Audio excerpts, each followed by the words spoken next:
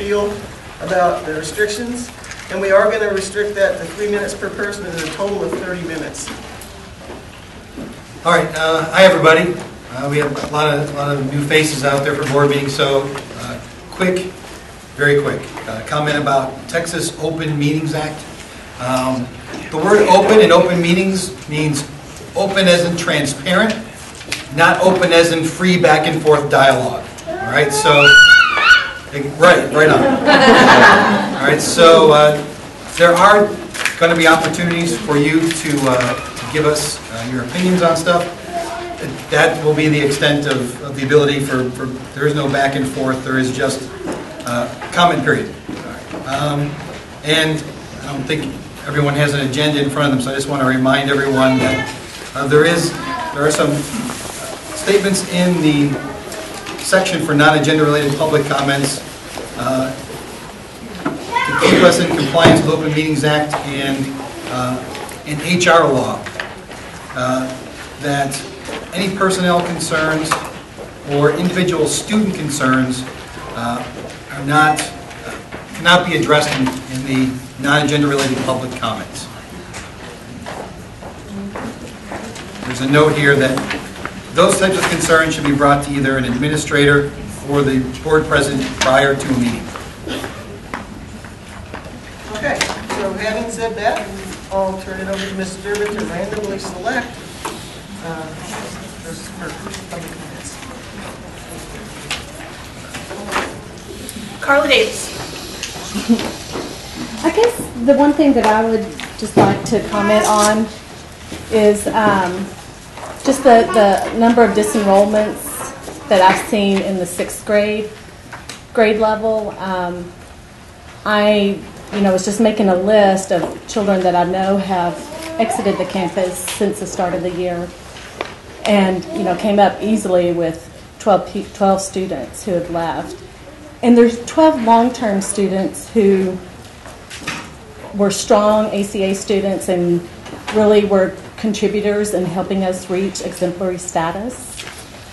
And so I guess what something that I would like to see is added to an agenda is something about the disenrollment of the students, exit interviews, what are the response of those?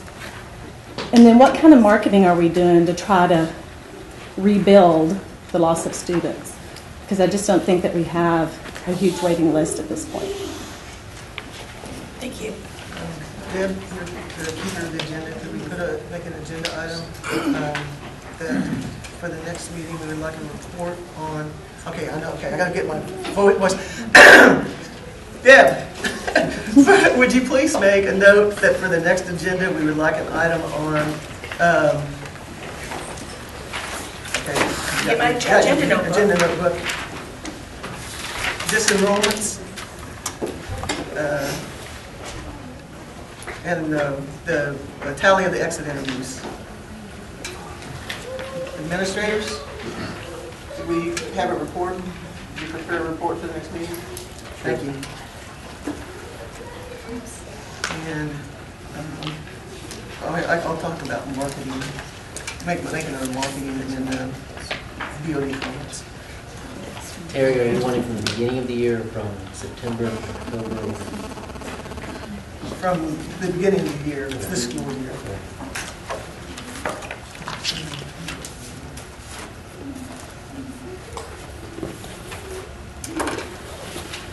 Okay, Carla got. Okay. And my next random was Amy Bickle. I would also like to just voice my concern about the amount of students that are leaving, not only 6th, but 7th grade as well. I find it very alarming that as many have left as they already have, and to me that just, something's got to be wrong and something's got to be done. And I would also like to see that added for discussion for your next meeting. Why are these families leaving? And then also that's money that the school is losing, so that worries me too as a parent. is the school going to be able to keep standing if we keep losing as many students as we are?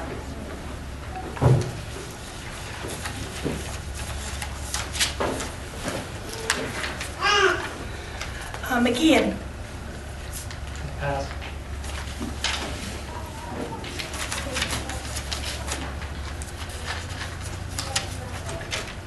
Christina Sullivan.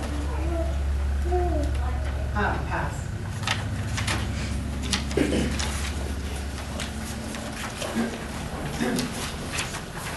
Tricia Mitchell. I'd like to ask also for an item to be placed on the agenda. I'm concerned about the consistency of curriculum and whether that is being required by both campuses. Was my understanding, if I understood discussions correctly this summer, that the expectation from the board was that the curriculum in totality would be required at the new campus as it is at Arkansas. What I understand is that 6th grade is not teaching Saxon at all. That concerns me. I have a 5th grader that will be looking at possibly going to Bowen next year. Would like that to get resolved, and we're way past halfway, so I'm then concerned about the kids being ready for Saxon for 7th grade. So I would think a district-wide grading policy, not curriculum policy, so that what y'all want and your vision for the campuses are consistent between the two. Thank you.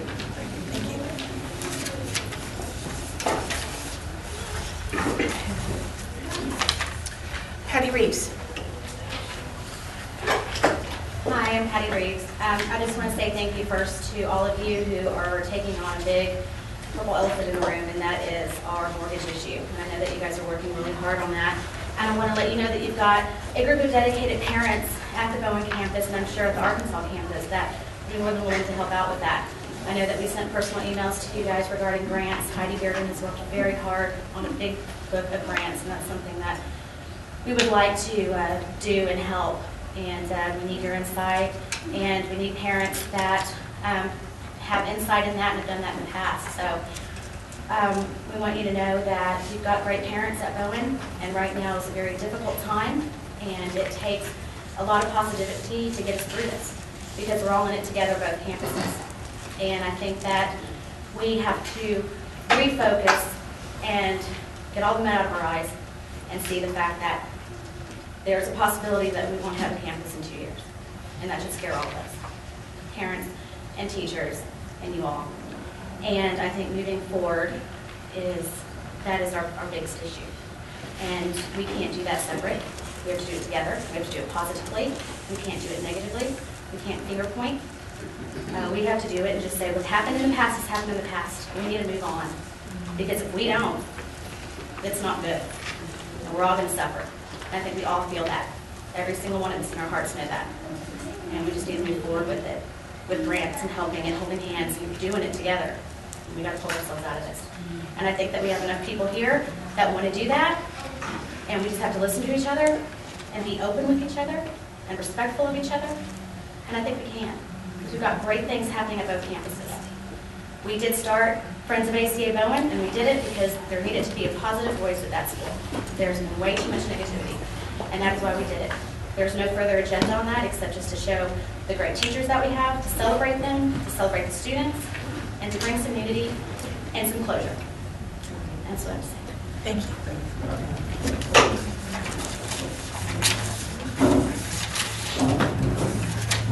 Cliff.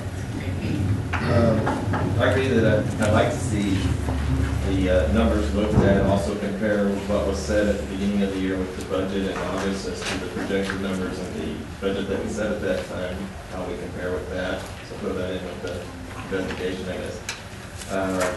Also look at the pool of students and try to find a way as to why that has been depleted in some areas and try to pull that and get that back with advertising, proper advertising, focus it in the proper places to get what we consider ACA students back.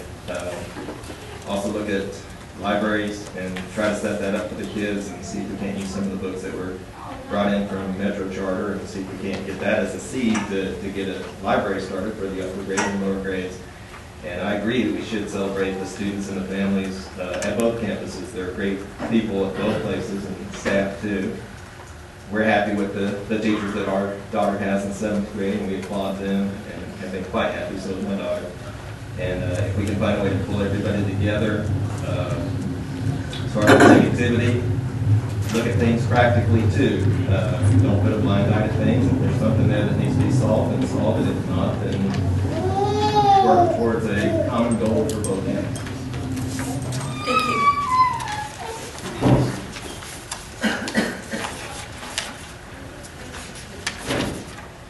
Donovan. None.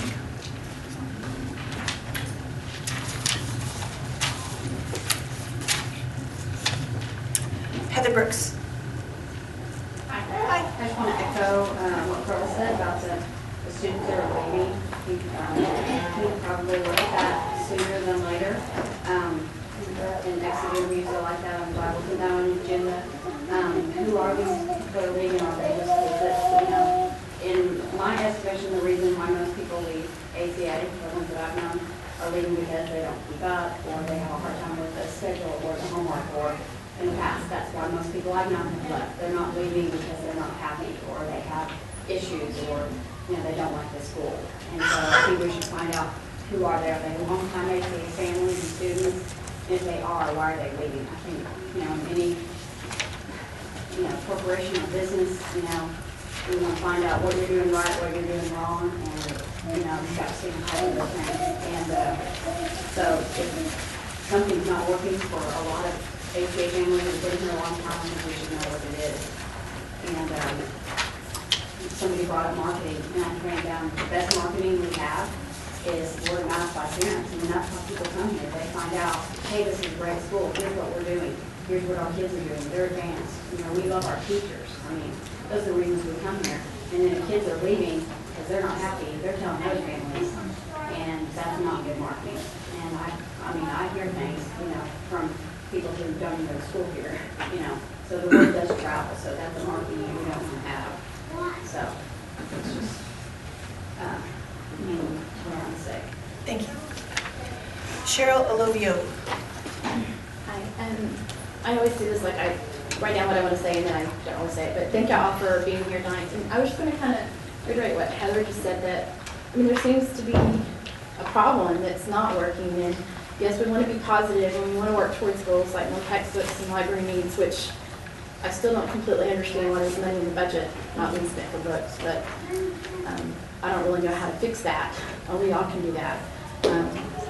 But I've been told there is money there in the budget, and I just don't understand why it's not being sent to the campus and being used. But anyway, but on a positive note, we are trying to do things. Mr. Daffern is working with me and some other ladies to try to get some things done, but we can't ignore the negatives.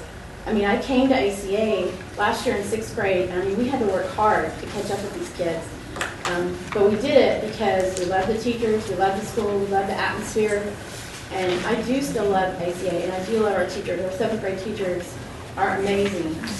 My daughter comes home every day, loves language arts and stuff she never liked before, but there's a lot of problems at that campus that y'all are just turning a blind eye to. And this summer, Lisa, I think her name is Callahan on the board, mentioned that the board does not take care of the day-to-day problems, that's left up to the admin. But if your day-to-day problems are what's making people leave, you need to look into it. There's a problem there, and you can't just turn your eyes to it and say, oh, well, let's just all be happy and live in a happy world where we all crash and burn. Thank you.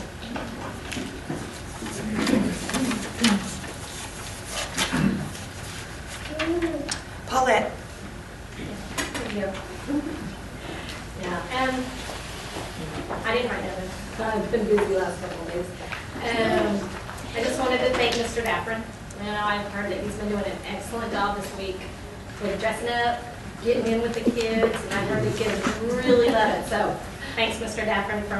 That's what ACA Spirit's about. Teachers get involved, principals get involved. I like that. Just want to say history does repeat itself. If we don't get the kids their equipment, their books, sorry.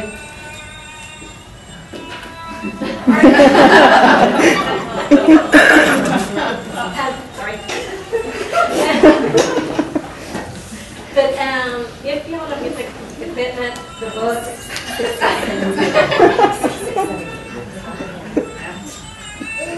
on it. Manual mute, huh? Yes. Think that's a good for some. If the books are not there, the equipment for the kids to study, you know, that's what happened to our first middle school. It was closed because of all that was not there. So we need that to keep our school going and keep it strong. Yes, I did take my child out for personal reasons, I guess, what was happening with my son. He loved his teachers, really didn't want to leave. Mr. West loved him to death and his friends and stuff, okay? But it was the atmosphere was bringing him down, and that's the same reason why I had to take my first grader out and bring her over here. It was just the atmosphere. So we just need positivity, and we need to bring everybody together as one. We need one campus, not, okay, this is ACA Bowling, this is ACA Arkansas. No, we need ACA. And like Heather said, people have talked to her about, she don't even know who they are, and they're talking about our campus. I've had people in the grocery store stop me because of my kid's uniform and saying, oh, which one do you go to? You know, before it was just saying, oh, you went to ACA. We just need to get that unity back and make it strong. So I'm good.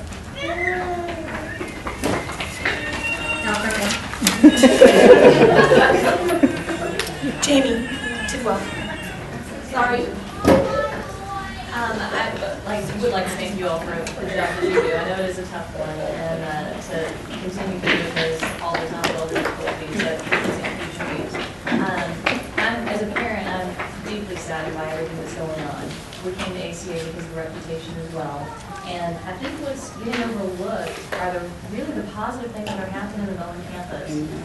We're not focusing on Arkansas alone because I think things are going pretty well from what I've seen. I think the reputation is there. I think Bowen is under a lot of scrutiny right now, and I think people are not really addressing the positive things that are taking place. There are great things happening with the teachers. You know, part of putting together that Facebook group is to just highlight that. Kids are happy. Their administration, the teachers, everybody is getting involved. We're doing positive things. With the parents, we have kind of got together and started some fundraisers on the campus, trying to address some of those needs. We had the Better Grade fundraiser, Government Village, and so we're actually putting those into specific needs on the campus. So we do have those tools in place. Putting PE equipment in there, science equipment, maybe money into the libraries. But overall, there's a lot of good things taking place that I think are ignored because there's so much negative talk going on, negative feelings going on. So as a parent, that's what I'd like to say is my children love it there. My experience has been great. So Thank you. Amanda Main. I'm right here. I just wanted to say that I love my job. I teach the K through 3 students, and I just wanted everybody in here to know that they are the highlight of my day. And as long as I can come to my job and I can think about the kids and we can get excited about making artwork, I love my job. I love the parents who have been amazingly supportive. When I started the school year, we literally had empty cabinets. The only reason right now they are not empty is because the parents pulled together and the parents went and bought things for my classroom. Every piece of art that you see that's hanging on the, well, I guess a lot of people in here have not been to our campus. I invite you to come in. I don't know how much longer the artwork will be hanging up. Masking tape doesn't stick well to our walls, so it's all falling down quickly. But I invite you to come and see the artwork that the kids made out of supplies that our parents donated to my classroom. To me, that's really important that we have that kind of a community. The parents have really come together for us, and my administration has been great in supporting me and helping me do fundraisers just for my classroom, for my budget, helping us just pull strings together and just be creative with what we can do with the space that we have, with the limited materials that we have. Mr. Daffron's stick course this week was made out of complete donations that parents have given me, from bags to newspapers to the cardboard tubing, because we got some school supplies in this year. So I just think we have some really great things coming in, that are happening over at the Bowen campus. And I want to invite you as the board to have a meeting at our campus.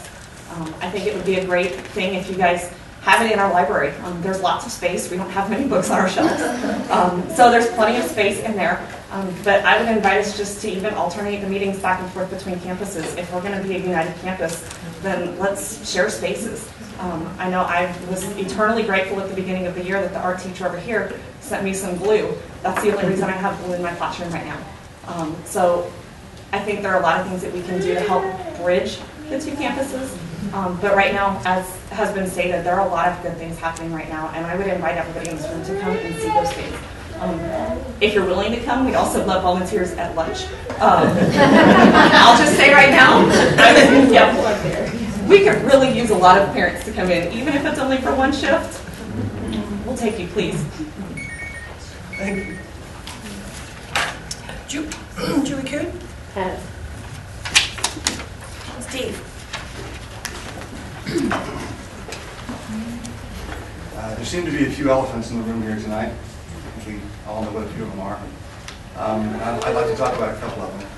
The first is this issue that positivity is always good and negativity is always bad. And I hope there are a couple of guys that our students have learned about here in school called Chamberlain and Churchill. And I think the lesson that we can all take from that is that not all problems have to be approached from the positive perspective. Sometimes the painful truth is necessary to get to the end goal that we all want.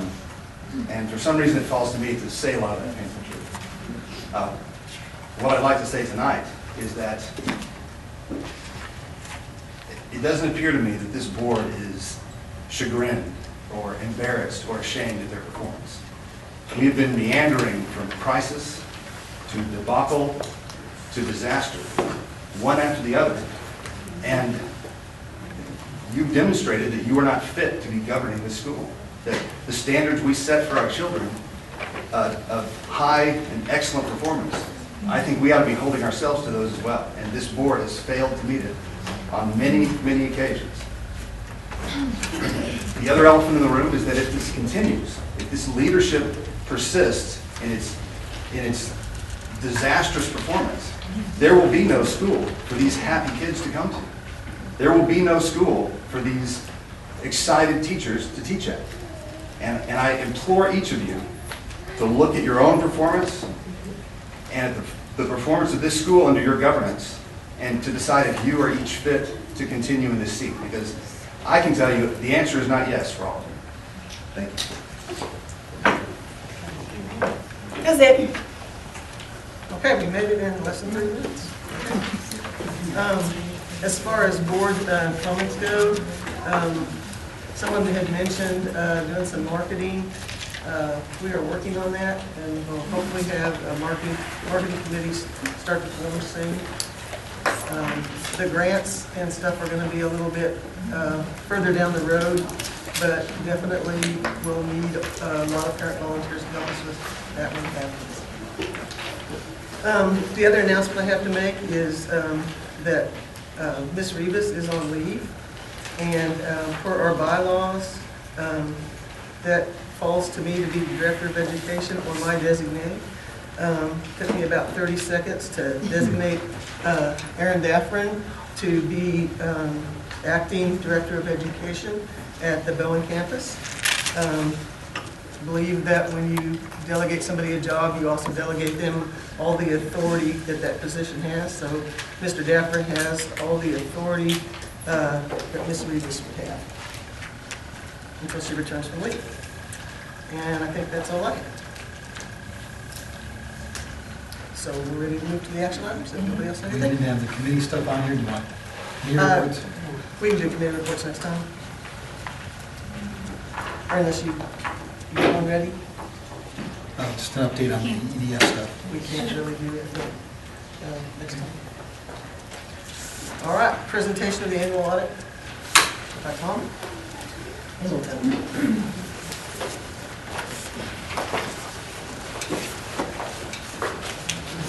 part after all the comments. My name is Tom Pingleton. I'm with the firm of, what now we call Evans Pingleton Howard and Company. Kirk Evans is with us, is the managing partner. We've had the honor of doing the audit this year. This is our fourth year to do the financial audit. The audit is required by the Texas Education Agency, and of course your bonding agencies require an audit. This institution is a non-profit institution in accordance with the governmental accounting standard, or financial accounting standards board. So we do follow their obligations in doing the audit. We also do follow all the TEA requirements. This audit report will be submitted to the Texas Education Agency in an electronic format and in hard format. I'll answer any questions you have. Please will go over it with you. Starting on page 6 is a statement of financial position. In a commercial enterprise, this would be called a balance sheet. You'll see there that your total current assets were $5.4 million. And this is as of August 31, 2011. The majority of that being restricted cash, $4.3 million. And that was restricted for debt service and construction, as in unspent bond proceeds. Then you had about $325,000 due from the state of money you had earned but not yet received. And then you had spent $322,000 for bond monies that you hope to get reimbursed for. So your current assets are $5.4 million. Your capital assets are $12 million. That's plant, equipment, land, and historical costs being depreciated. And then you had $985,000 of unamortized bond costs, those being amortized over 40 years. So your total assets are $18.4 million. Your current liabilities were $1.3 million over account and construction costs payable, accrued salary costs, $71,000 that you're holding for campus activity funds, and then the current portion of long-term debt. Your long-term debt is $16.3 million, so the total liability is $17.6 million, which gives you unrestricted net assets of $803,000 as of the end of August 31. Any questions about that? On the next page, page 7, the statement of activities. We show there that total local support this year was $167,000. That's down about $8,000 from the preceding year. Total state revenue was $3.5 million. That's up about $200,000 from the preceding year. Federal revenue was $194,000. So the total revenue for $3.8 million. That's up about $270,000 from the preceding year. The expenses on page 8. The total expenses for the year were $4.1 million. That's up about $720,000 from the preceding year. One thing we did do this year on the debt service, you'll see there's only about $43,000 of interest expense. Since you had the construction going on, we capitalized about $800,000 of interest costs as part of the construction. If not, you would have had $800,000 more expense this year. So you ended in the red this year, $213,000, which reduced your net assets. Now, of course, you've been talking about your cash flow and your bond problems.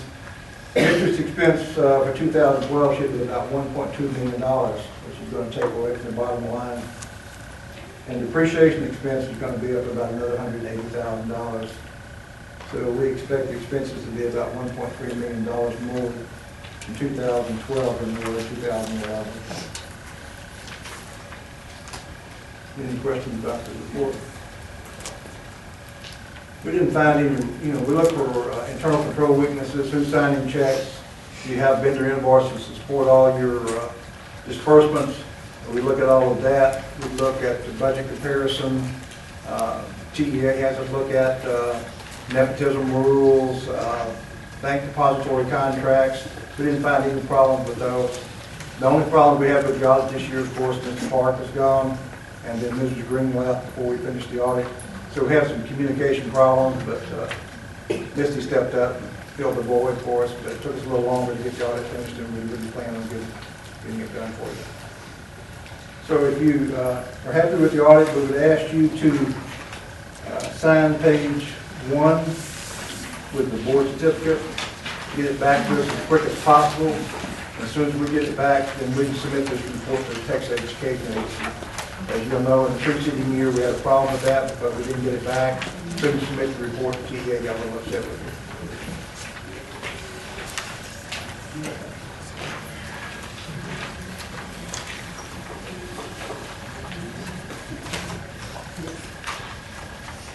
Anybody have questions?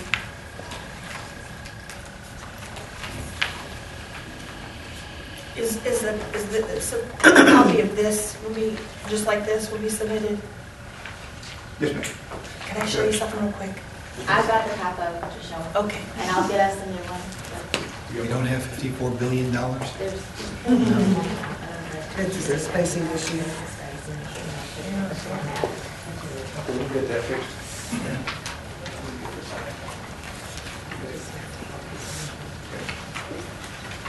That's it. Thank you. Thank you, Mr. Pingleton.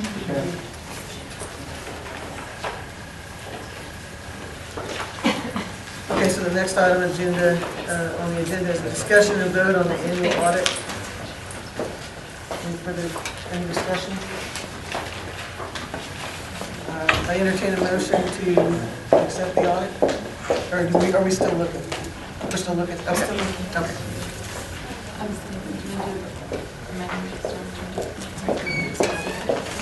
Maybe recess. Just tell me when you're ready.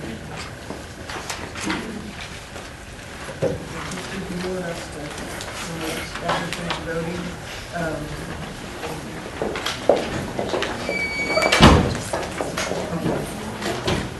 and then they're going to make that edits.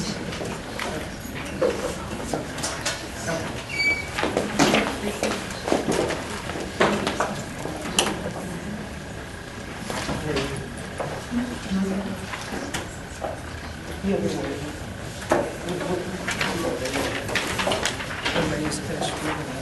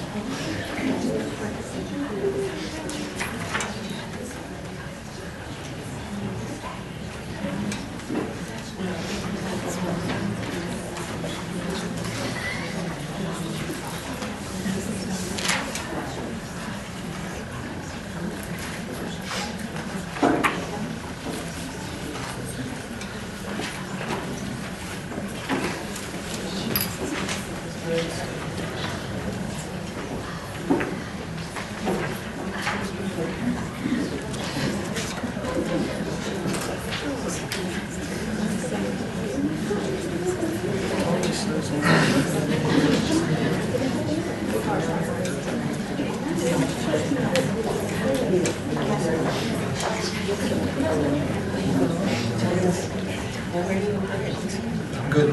Oh, you're good, okay. Do I hear a motion to accept the audit?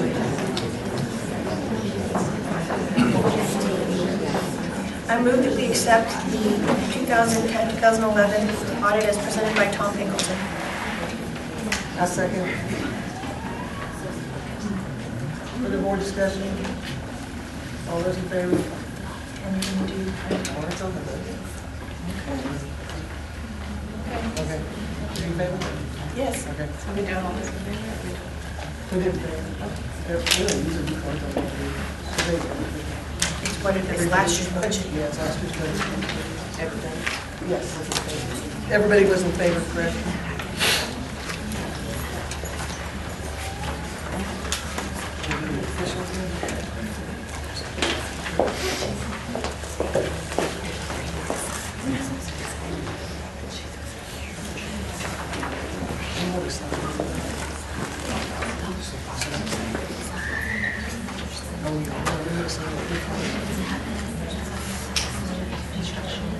Okay.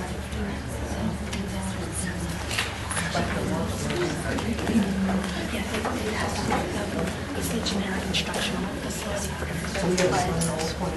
Okay.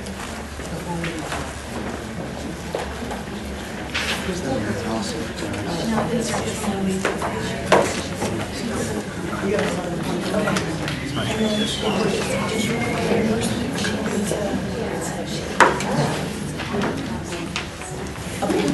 So we're going to sign everybody's emails.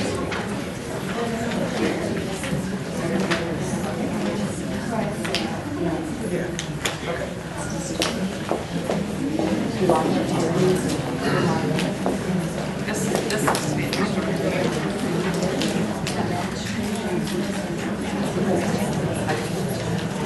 Oh, yeah. get them and sign it.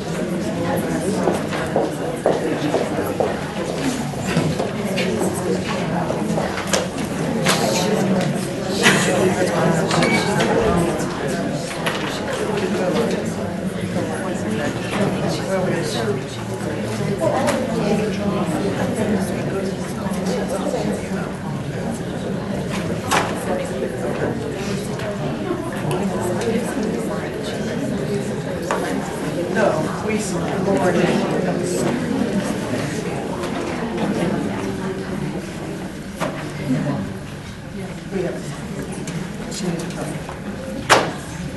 Okay. Discussion and vote on the resolution to accept expanding ACA's boundaries.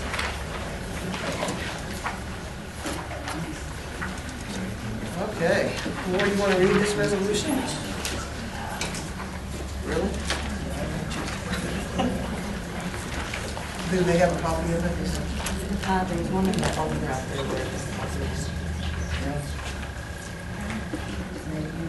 I'll do it.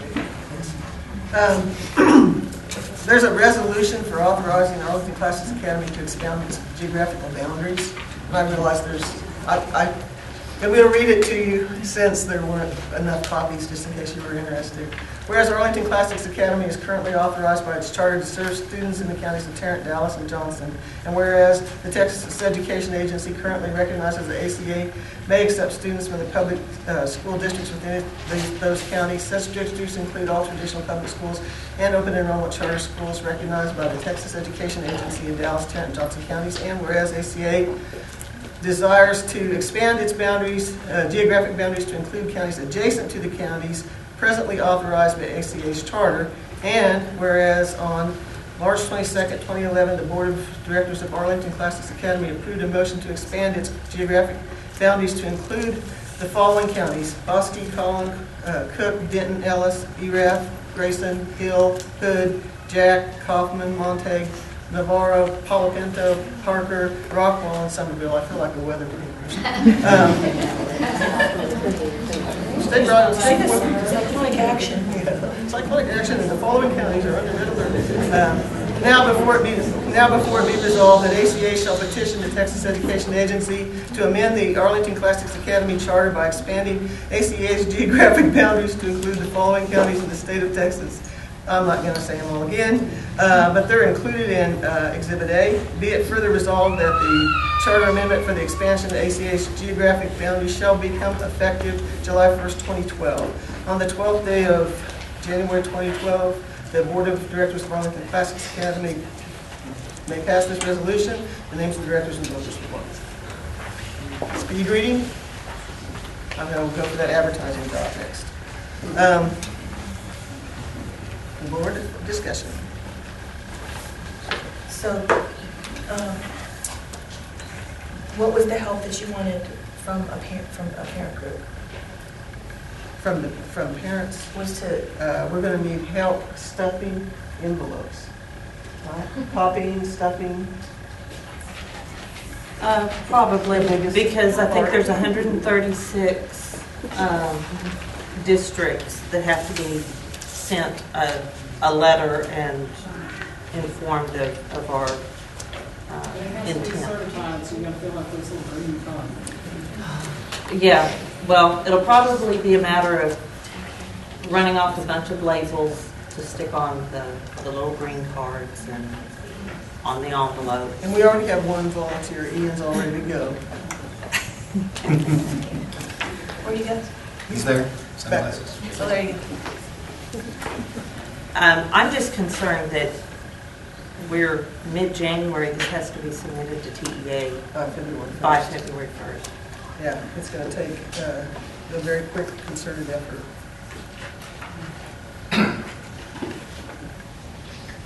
Like next week. This weekend.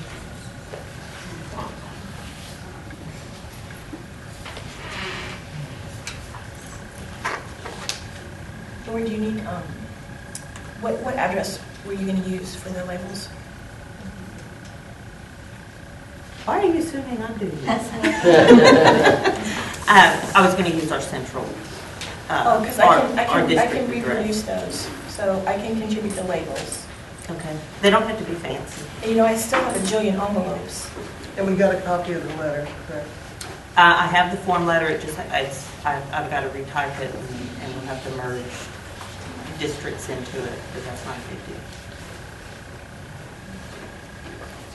So the main thing is the mail. It's stuffing the envelopes and getting that So- done. And that can be a take-home task, huh? Or a party at admin office. Yeah. How many numbers are we talking about? Stuffing? I think there were 136 districts. So we're looking at, okay, so just the logistics of how this is going to happen is we would have supplies already, we would have to get some, we have all the supplies. So if we did a take-home assignment or take-home volunteers. We'd rather to have it done at the admin office and just use the Pitney Bows, or we actually hand it in Pitney Bows. So It's volunteers certified. have to make the copies? Okay, so Yep. we have everything, bam, bam, bam. Assembly line more than likely, yes. I have to And sign 136. Lori and I got through 764 envelopes in a couple of hours, so that, Yeah, and we, couple, three volunteers.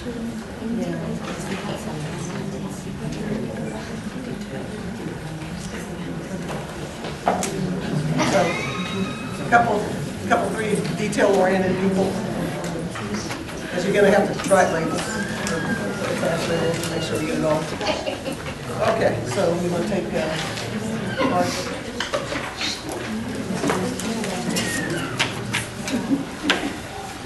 you ready for cards? Yep, ready for cards. Amy Bickle, Pass. McKeon. Thinking a lot about that. So Stuffing envelopes? what day is good for you? This time you can email me, I'm pretty flexible, but we'll work something out.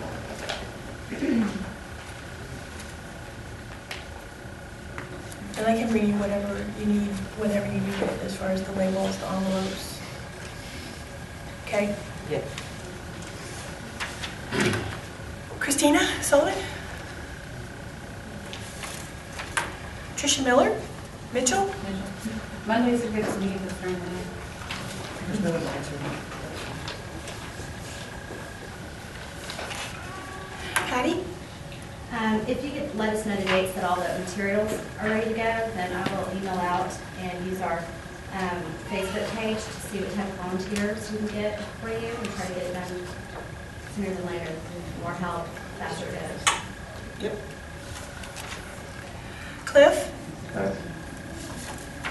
Donovan? Pass. Heather? Yeah, you may have said this already, did I miss when you said why we were expanding to other counties some so far away? We didn't say that while we were expanding. It just helps. You can draw students from different counties. You can draw from, we've had people apply that haven't been able to come from various counties. Okay, aren't some of those like really far away? Yeah. They all touch Tarrant They all or touch Tarrant Dallas. Okay. And it's just, a lot of counties touch them. And most other charter schools have bigger geographical boundaries than we had. Okay. We're going to add a couple, we thought we might as well Yeah. go ahead and add a whole bunch. We don't expect an influx from Montague County.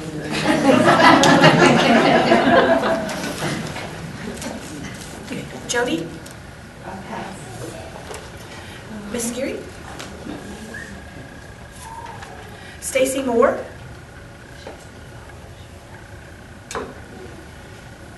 Did this Stacy leave? Tina Brown? Cheryl Olovio? Well, just real quickly, I wonder if we couldn't just use the school reach, and that's another way of kind of unifying the schools, just send out a school reach and say, hey, we're going to stuff envelopes on, we need 10 people. Just a thought. Paulette? Pass. Jamie? Pass. Amanda? Pass. Julie? I was just gonna reiterate what she said, either that, the School Ridge, or on the ACA, through the PTO too, they have the volunteer group too. We could let them know and they could pass it out as well. So it covers all bases. Steve? I just want to say I think it's disappointing that the board's spending their time talking about envelopes and labels, and they don't feel like they have any time to discuss the true crises that are going on in the school. That's it. Further board comments?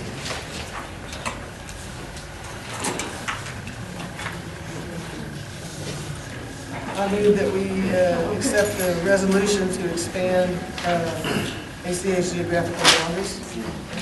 Second. A motion and a second. All those in favor? Unanimous.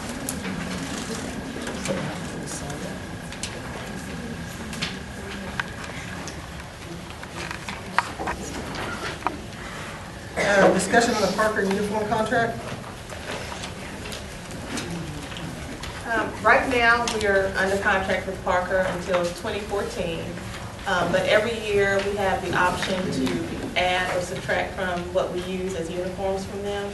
So right now, we just needed to get input on, do we want to add anything or take anything away? I know we wanted to add the red shirts for both campuses. She is treating us as one school and not separate campuses anymore, so we just wanted to get input from everyone on that status of the colors and choices. My understanding was on the red shirts that we were not going to reorder. That we were going to allow them to be worn, but we were not going to replace them with a new order. That's not what the motion said. It said indefinitely. To allow them, not to reorder them. Is that incorrect? Allow them to be worn indefinitely. I'm sorry? Allow them to be worn indefinitely. I don't think we reordered, just to mention. As a matter of fact, somebody said something about it being good colors. We didn't restrict it. No, we were talking about having to possibly eat the cost. If there was some minimum number of red shirts, we wanted to look into what would the cost be. If Yeah, but then the discussion went past that to a couple of meetings, and if you look back at the motion, it doesn't, and the discussion that was had in the board meeting, it doesn't restrict it, and you can check the minutes if you like, if we vote on it. Well, this is just a discussion tonight. There's not a vote. Were there anything that would be considered for omission? Or, I mean, And we would just merge the two, so that you, all colors and options are available. Okay, and that's the way it is now. I mean, Bowen wears blue shirts, we wear red shirts as well. I think that parents, and I don't want to put any words in their mouths, but I think parents were more hesitant to order the red shirts because it was kind of in limbo. But I think if that was an option, that you would see the excess red shirts that they have sold out. Because it does really look nice with the uniforms. so it's just, all we're doing is actually just increasing choice combinations. Correct. Or you merge them, they're not different, you know.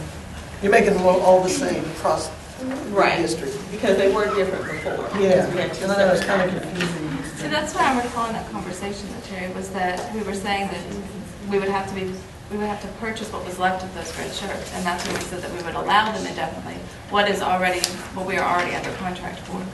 Like those shirts can be purchased, but we're not going to have that store stock any additionals. Not reorder those shirts. That was the recollection I had of the conversation. Yeah, that conversation went on, but that wasn't what was finally voted on. Because I remember a parent even made a comment, and if you go ahead and pass what you passed, then this is going to be continuing the addition.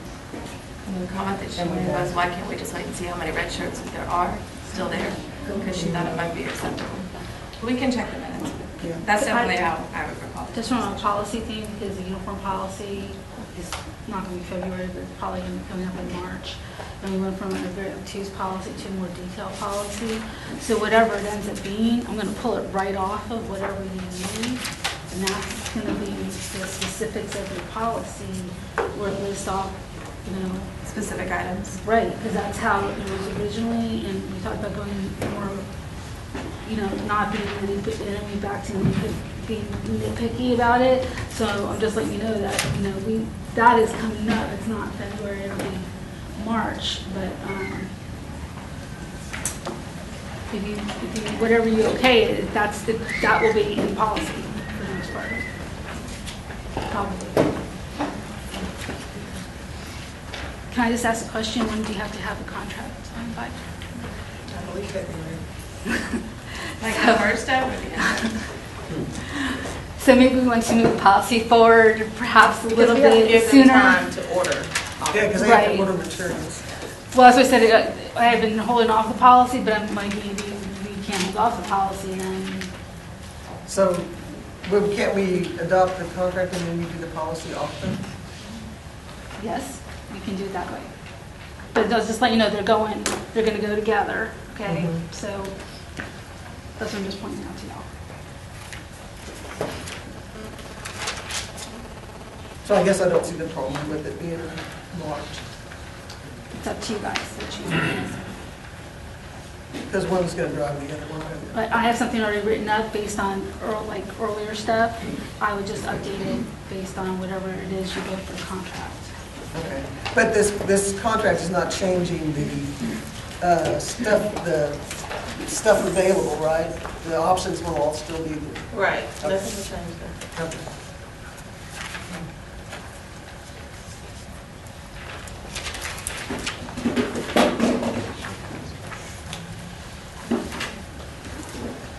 Okay, cards. Hey, Terry. Oh. Sharon brought by some options for possibly including parents. Oh, Take a okay. good look. You have 3 minutes to speak. Yep, you may have your 3 minutes. Now, who knows how much these will cost, because you know how $500. they are thick, they're like a warm. So they're little fleece things? Yes. So we might want to consider adding that. Is that like in lieu of or in addition to the sweatshirts? In addition to. Besides this, all they have our is logo the on the. It will have the logo. Is it possible to include the logo on like the Oxford shirts? Or we're just going to stick with the hoodies, possibly this, and then the polos?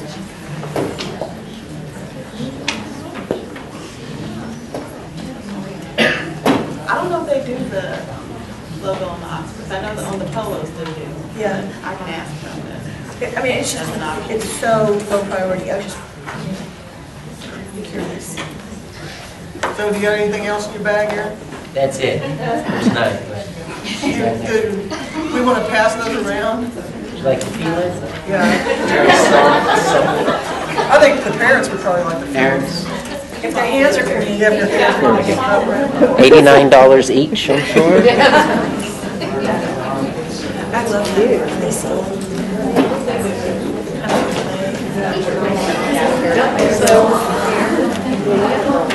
Okay, we'll take cards moving. Carla's still not back.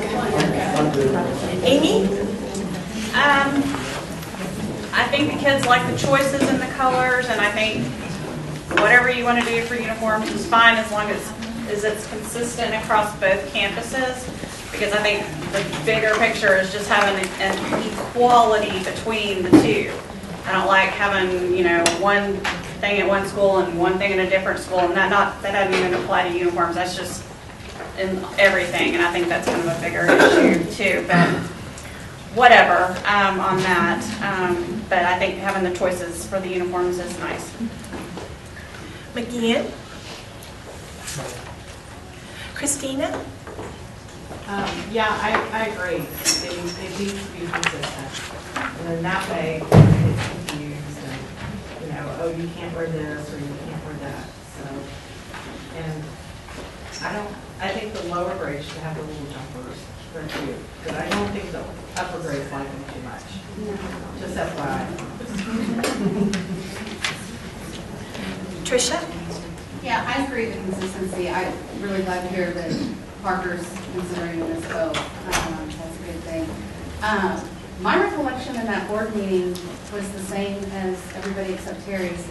And I think I remember, I'm that what happened was, right before that was an agenda item to determine the school colors. And that led into that, and so it was voted that it was blue and green. And then that led to the discussion, okay, we've got the blue and the green, white is a neutral, we discussed that. And that the red, then we ran into the Parker stock issue. And that we wanted to stick with the school colors, keep the consistency, and from a marketing perspective, keep that consistent. So what that was my recollection of that board meeting. Patty? Pass. Cliff? I believe if we do decide to go with the red, that we should be consistent. I like the look of the red color and also the blue that's going around. So the consistency should be there. I think just to make sure that we don't go against a past vote, that we look back. I think as best I could tell, it was on the agendas either on 8.2 or 8.11. Item B, I think on 8.2, and item F and G on 8.11 that might have addressed those. Just to make sure we don't go against the previous vote as far as the board on those colors and going back to those rather than just leading to something. Thank you. Donovan? Heather? Yeah, I was just going to agree with what you said already. Consistency, I think, would be great. And I also was here at that board meeting, and I believe that we did decide to let people who already had bought the red shirts wear them and use them, but we were not going to purchase anymore, that's what I recall. But I'm sure it's in the minutes somewhere. Jody? I think the Parker uniforms look great. I'm glad we have a uniform policy. I prefer to stick with the green and, or return to green and blue over time. But, yeah, I'm just glad we have some kind of consistency across the campus. Mrs. Geary? I like the red, and I think, like it was mentioned, between both campuses and just making it all one, but to put another color in there. Tina Brown? Cheryl Lovio? Paulette? Yes, I was at the meetings also, and I do recall that it said that we were going to stick with the school colors, which were the green and the blue, and the red was only to be purchased, or not purchased anymore, use what was there because of money reasoning and stuff. And I believe also that Holy Rosary down the street from Bowen wears red, so that was something to keep ACA unique and keep the blue and green. But red was not supposed to be added anymore. That's it. Jamie? I like the additional jacket options. Amanda? Pass. Julie? Pass. Steve? It's beyond frustrating to me to listen to you fiddle while ACA burns. I understand that we need to talk about envelopes and clothing, but although under the policy governance model that you say you're following, you shouldn't be talking about any of that. That being said, you are aware that we have empty seats and departing students and declining revenues and a financial crisis. And why you would ever have a board meeting where that wasn't the top item on the agenda, I don't understand. What color are our clothes going to be when the door's shut at ACA? That's what I want. Malcolm? Pass. That was it.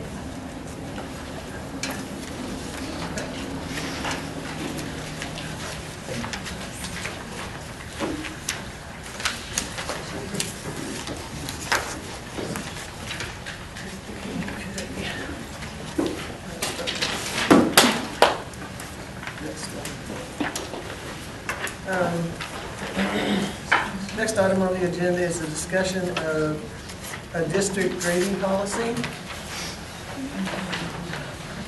or no, the creation of a district grading policy. Currently, we do not have one, district one. There are, let's see if I can find the right piece of paper here.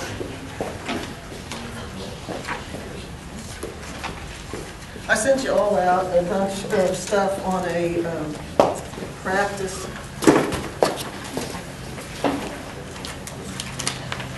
trying to find the paper here.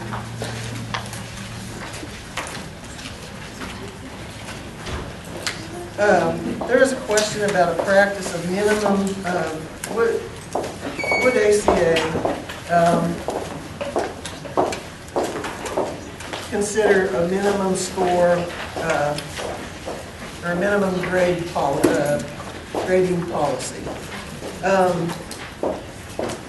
If you all kind of recall, back in 2008, 2009, there was a major statewide discussion of for minimum grades of 50% or 70% were used in some school districts across, well, not only across Texas, but across the nation. And there was a large state debate about that. And the Texas legislature passed a law in 2009 that was appealed by 11 school districts in the Houston area, trying to get this law modified or eliminated. And that recently, a judge refused to modify that law. Having said that, charter schools, open enrollment charter schools, are not subject to that law.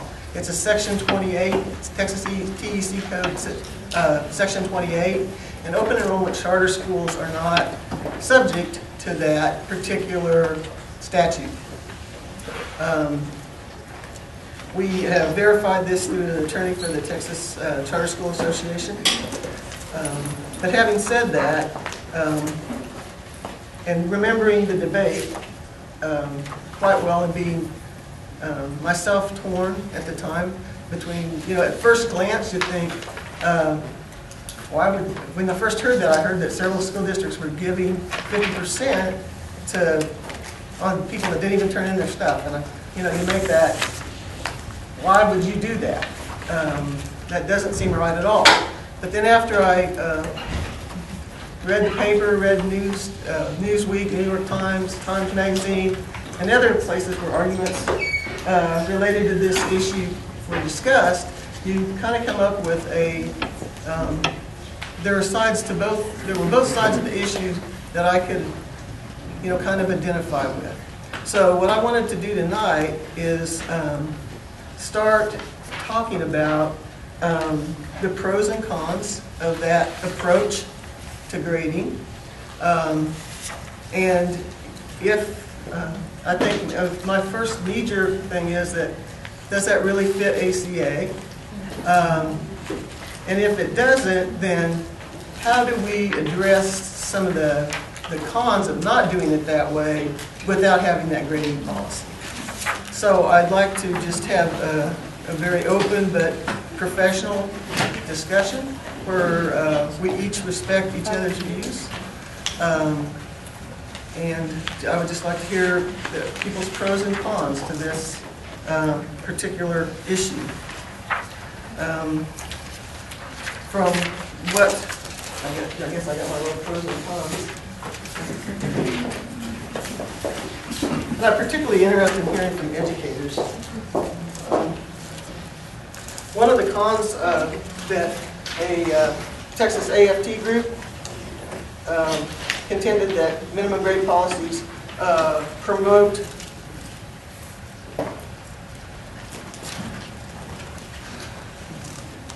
irresponsible behavior.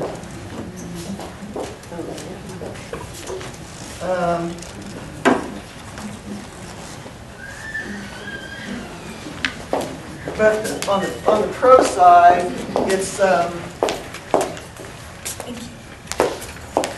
discouraging to students to not ever be able to recover from a zero. And I think that's the big argument is, what do you do about the student who gets a zero and they could work really hard the rest of the year, make really good grades, and they could never make up for that zero? And what do you do with that student? Chances are they check out, and they don't care. Because if I'm told that, okay, it's the second week in the semester, I've got a couple zeros, I'm going to flunk, why am I interested?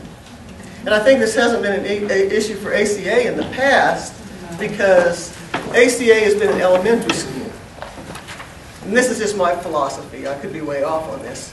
But ACA has been in elementary school. Parents have a lot more control over whether your kids do the homework and whether they turn in their homework, and you know, a lot more ability to work with them. When the kids get older, that gets a little more difficult to tell whether they're doing their homework, whether they're turning it in, and they're starting to exert their independence. They're changing from children to adults, and so it becomes a bigger issue when you're having 6th, 7th, and 8th graders, and more independent behavior. So,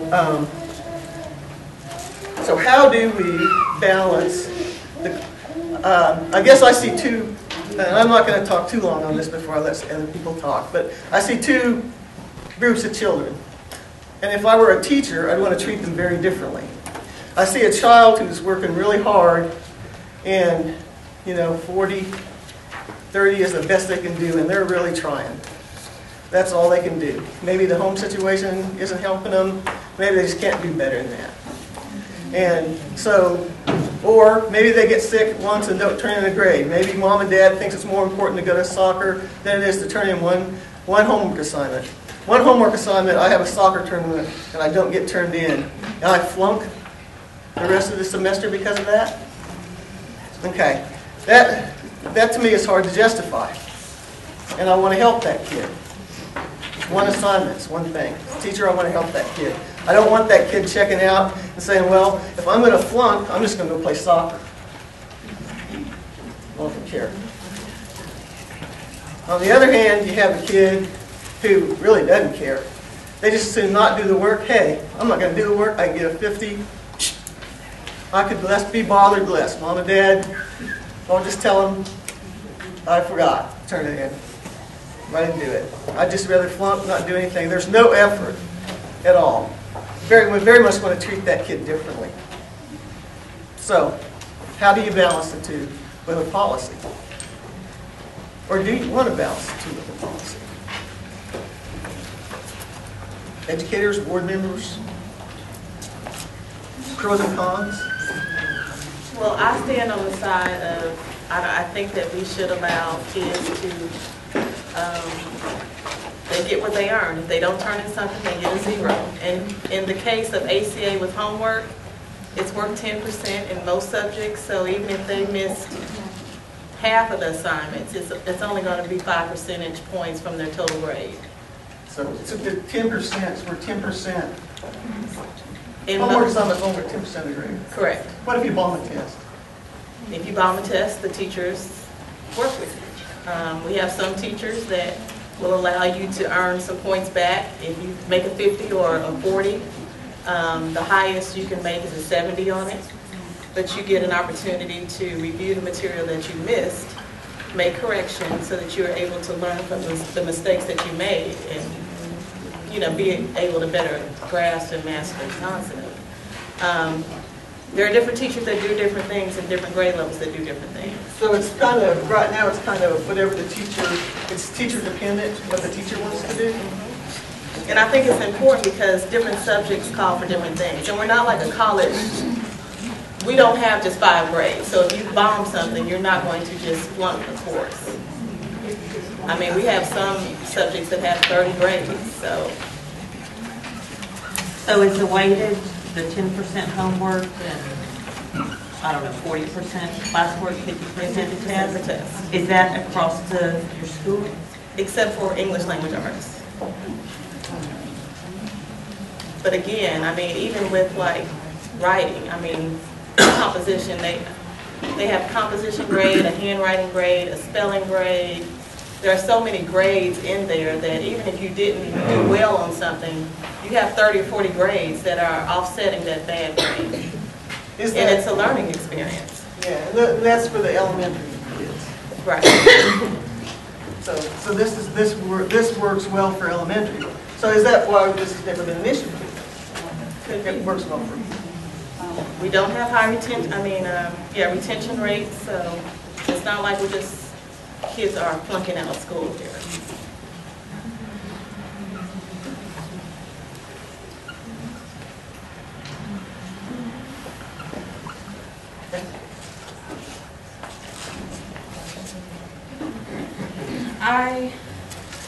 I think that our standards are supposed to be much higher than a public school.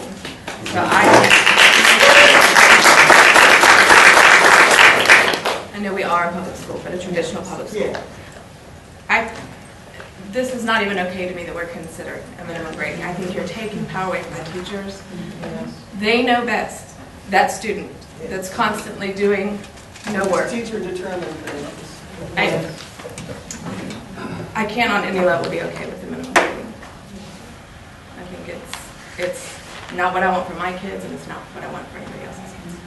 I would just point out to you, I pulled from the big school district, and they're allowed to remediate their grade. So junior high, if you're pre-AP, you're failing grade, you can go back and take for a 70. But it does say that policy says the actual numerical grade earned should be reported in the student's permanent cumulative record.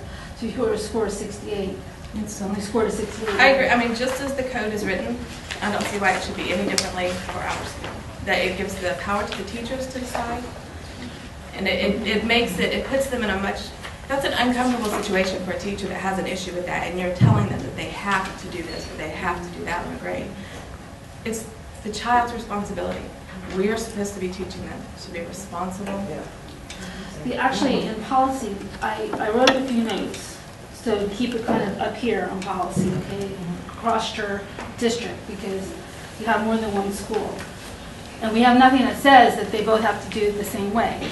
There's no policy that says that. I mean, they've come to that on their own. Yeah. So what I actually had put in was the report failing grades. So I had, just knowing kind of how everybody is, that I didn't think you would want there to be a minimum grade. I didn't even put in anything about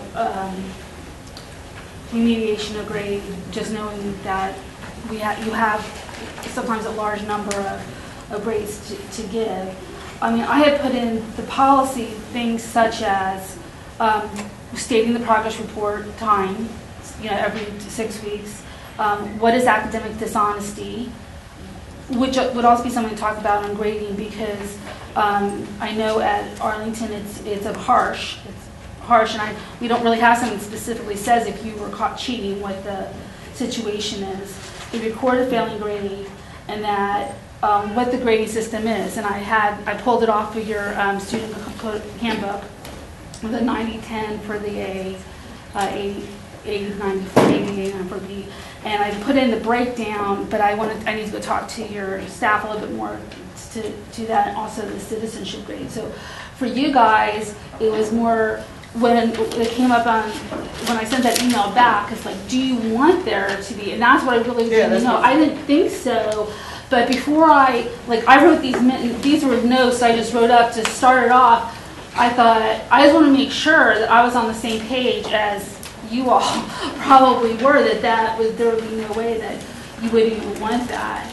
And the policy was such that, so that any administrator came into this school, the Bowen school, some other school, would know this is the grading policy across the school, and Bowen doesn't get to do something different in Arkansas. So that's not, I'm just trying to put you back into, we're not telling teachers anything. If teachers assign a grade, that's the grade. You can bitch and moan, and complain all you want to, but a teacher says, I'm not going to do it, they're not going to change the grade. So there's not too much you can do about that, but you can put certain standards out. Yeah. So just letting you know, that's kind of where I was running. I guess let's policy. clarify something. I wasn't saying that I am for minimum grades. I didn't think you would be either. Because I guess you've heard my maintain this high bar speech. I'm saying that there are issues that deserve open discussion of pros and cons. And that there's never an issue that is all one side, usually, I don't think. I think most people can make an argument for either side. And I think that we need to look at the reasons that districts, and it's all over the United States, folks. If you go on and you Google, it's not a Texas problem, and it's major school districts throughout the state that are doing this. It's not just lousy school districts, it's major school districts. We'll get with you in a sec. But,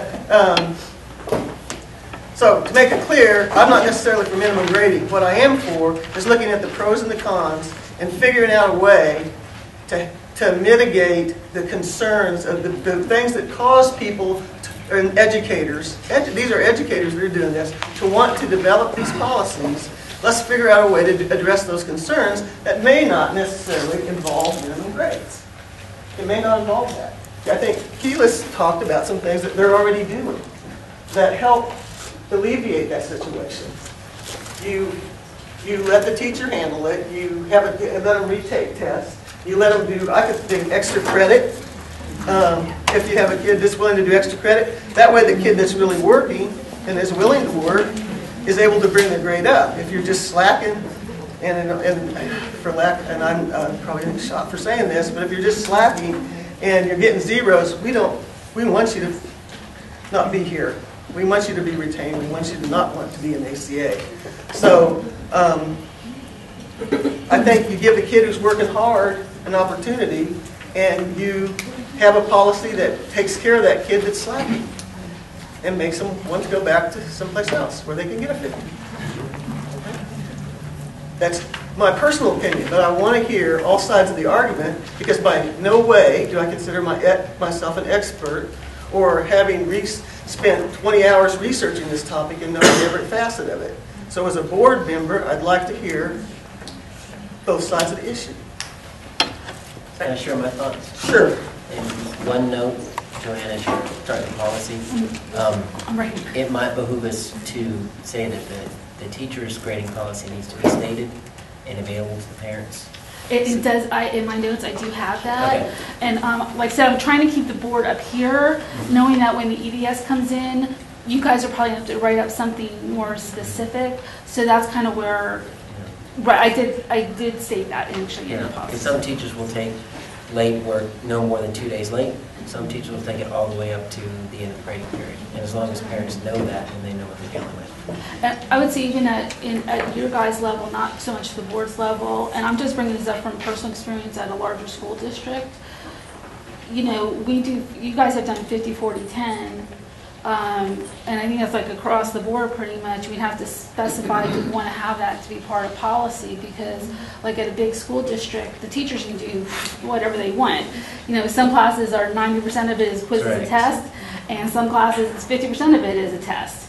So, you know, I even struggled as the policy wonk here that should that even be in the board's policy, but maybe that should be in your in administration's more detailed grading policy. So that's the kind of stuff I'm looking. So I'm not putting too much in. They were having it, out. That's not stuff that they should be. They should be worried. Do you want a minimum grade? If the answer is no, you don't want a minimum grade, then we need to state there is no minimum grade. Period. Done.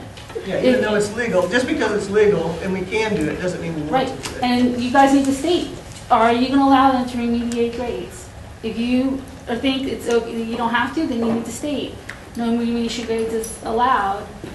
Or if you don't have if you're either way, you need to let them know I'm either way. So I think what I'm hearing you say, if there's facets of this thing that we want to be district-wide and not determined by individual teachers in the classroom, then we as a board need to specify that in our policy. Exactly. Which is what I was trying to say in that email which I got. It was like, just because you don't have to have one doesn't mean you might want one. I would think you would want one, because we've had people saying you want one ACA. Well, there's one ACA, you better have one grading policy, because if my son is going to both one campus and another kid goes to the other campus, I'm going to go, what's going on? So that's kind of where I was going, and why I was just like picking your brains. Is it what do you think? So, and what do you think about the 50, 40, 10 across the board? Do you think that's, I know you guys are kind of doing that already. Well, we don't do it for English language arts.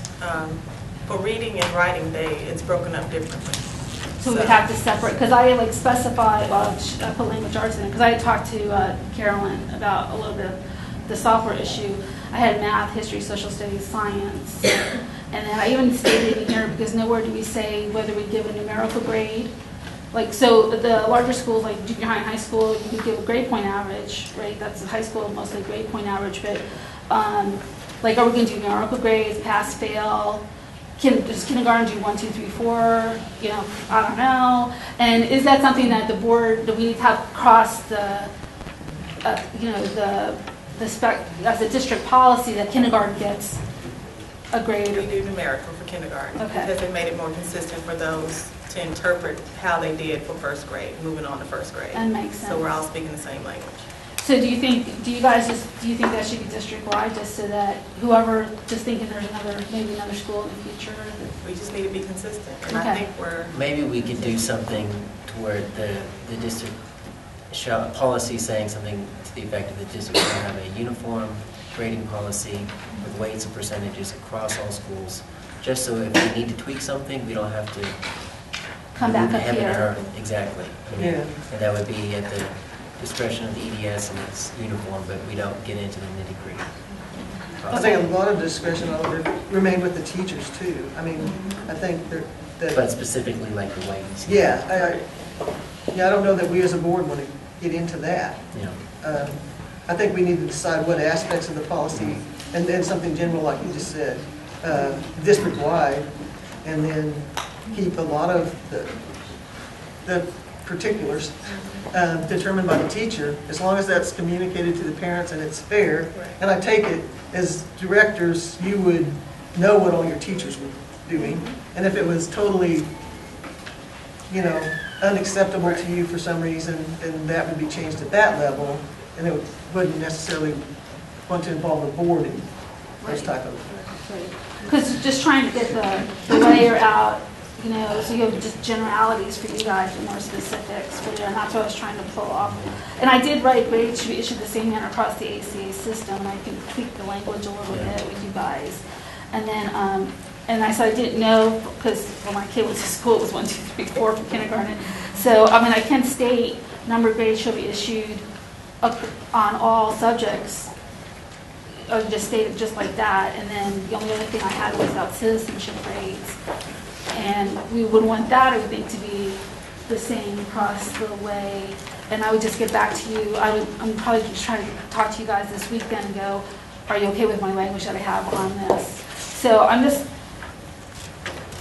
and then only the thing for the academic dishonesty. I'm just trying to keep you guys up here. And the grade, and what I'm pulling out here is things that were on like a larger district's policy that made sense, because it states the interim period, like, is it 6 weeks or 9 weeks? 9 weeks for you guys, I'm assuming you want to keep it that way.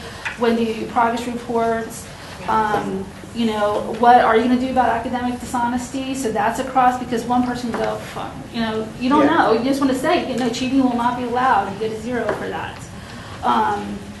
And then, you know, so that's what I was trying to get you, like, to think that way. Okay.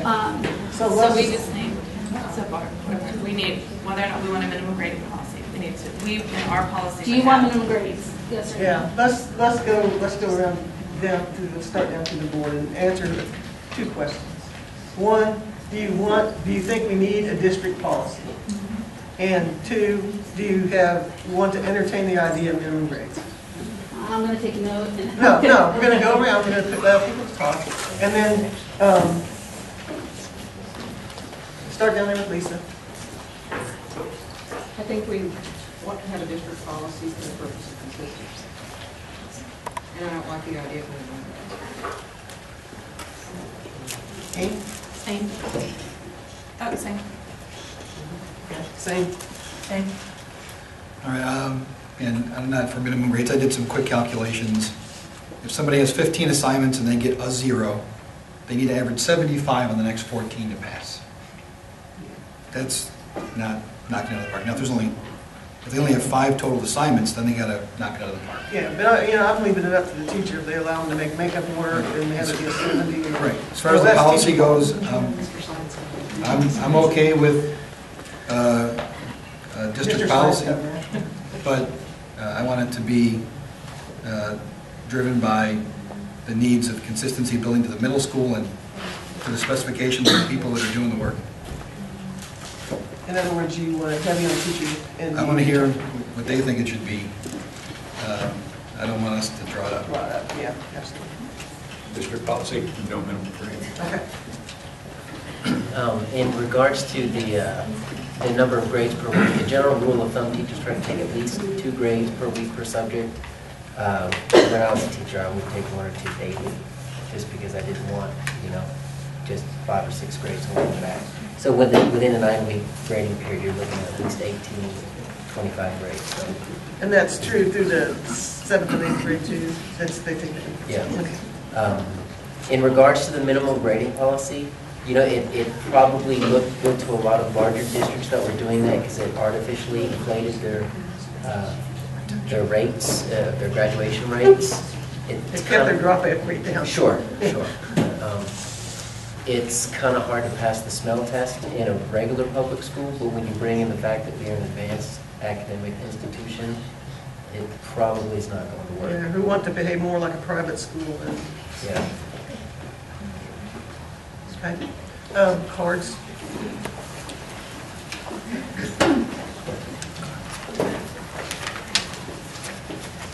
Amy? Well, I'm really glad to hear that it sounds like most everybody on the board is in agreement as far as, we need a policy and that we don't like the minimum grading. But I could be wrong, but it's my understanding that some of this minimum grading business is going on at Bowen. And I'm not okay with that at all, on any level. And if we're leaving things up to the teacher's discretion on grading and stuff like that, does other things, fall into the teacher's hands as far as curriculum and what they're going to teach? And, that concerns me as well. Like, I think someone had said earlier, the abandonment of the core knowledge and the Saxon math. Why is that even being allowed? What are we going to do about that? Because I think it needs to be consistent. So that's what I'd like to share. McKeon? What are the teachers? I'm sorry, I'm sorry, I'm about to fall asleep. I should have left an hour ago. Power to the teacher. Enough said. Thank you. Christina? Oh, I'm so excited. I absolutely feel that a minimum grade is not acceptable, or having a floor grade. This is a school of choice. It is a school with high standards. We've proven that with 6 years of exemplary status. It is not acceptable to have a child that does not turn in something get anything but a 0, unless there's different circumstances. Obviously, we take into account if there's personal things going on. We take into account if, something like their divorce, if they're going through, their parents are going through a divorce and obviously they're upset. We take into effect if their dog dies. But, if someone is trying, we always, Keela last year asked us, what is our late policy, late paper policy? So we were all consistently doing that, depending on the grade. First grade got a lot more leniency because they were first graders. But 6th graders got a lot less leniency because they're held accountable for things. As far as saying that, we need a minimum floor grade, absolutely. That is an independent school district policy because they want to get as many people, pass as they can. And I'm just wondering why it's coming up now. And why did they have to see to change the policy during the middle of the year? What's happened? And I don't know. And, I have no idea. But here in Arkansas, we do get 0s, but we give enough grades that it balances it out. if somebody is failing and we see them working and doing what they need to, believe me, we give them ample time to make that up. We give them, additional assignments. We make sure we go over things. If the whole class if like 50% of the class fails the test, we usually throw it away, reteach it, make sure they understand it, and give it to them. But, to sit there and say, somebody, even though they don't study for a test, they don't do anything extra, they can make a 50, 60, 70, and squeak by to the next grade. It's a disservice to the child, it's a disservice to their parents, it's a disservice to everybody.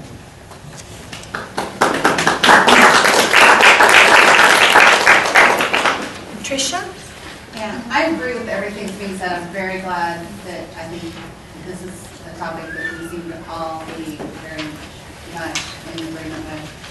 The only thing I would add is that I like the idea of it being teacher-based and by grade, and I would love to see it consistent across 5th grade across the district, 3rd grade across the district. I have seen late policies vary quite a bit from 1st grade, like you said, to 3rd grade, because, and there's the level of responsibility, there's also how much independence those teachers are starting to put on the kids, where they kind of get a little more lenient in the middle grades because they're expecting those kids to step up. And I've seen the benefit there, and so I think the teachers absolutely need that discretion to make that with the approval of the BEs. We'd love to see that consistent, and as long as that policy is based on the effort of the kids, not lack of effort, and that they know the material. And as long as it's based on that, then teachers go for it. Patty? I trust whatever the teachers and the professionals think needs to be done. I don't have the education or the knowledge or the experience. So whatever they say, I'm all about it. I think the one thing that I like to bring that's kind of a secondary underlying issue on this is kind of where we've seen us go before, and that's where these policies probably should have been done a long time ago. And if those policies were done when they were supposed to be done, then person A and person B would know exactly what was expected, and those expectations would have been met and followed. It's not, there's a lot that you guys have to do, and I get it. But if those would have been, if the expectations were set at the get-go, of this is what we want you to do. If we want to have transparency and to have Arkansas model be at Bowen model, then those things should have been set up right then and there with policies, i.e.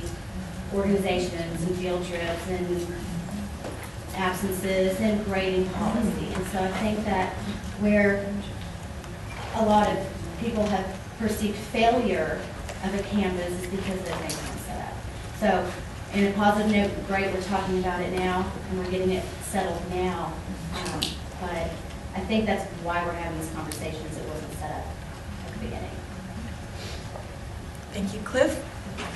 Yeah, I would say no to considering the minimum grade policy. I was 16 years in the public school sector, and I saw the results of what would happen, that it didn't teach responsibility. It mainly taught the kids that they could squeak by, squirt by without doing what we wanted them to do, and that was one of the things that we talked about during the mission and vision meetings, that we wanted the kids to lead with a high level of responsibility. I think was one of those things, and I think you don't teach that when you say you don't have to do that, but you can still be told that you make the standard that we have here at the school.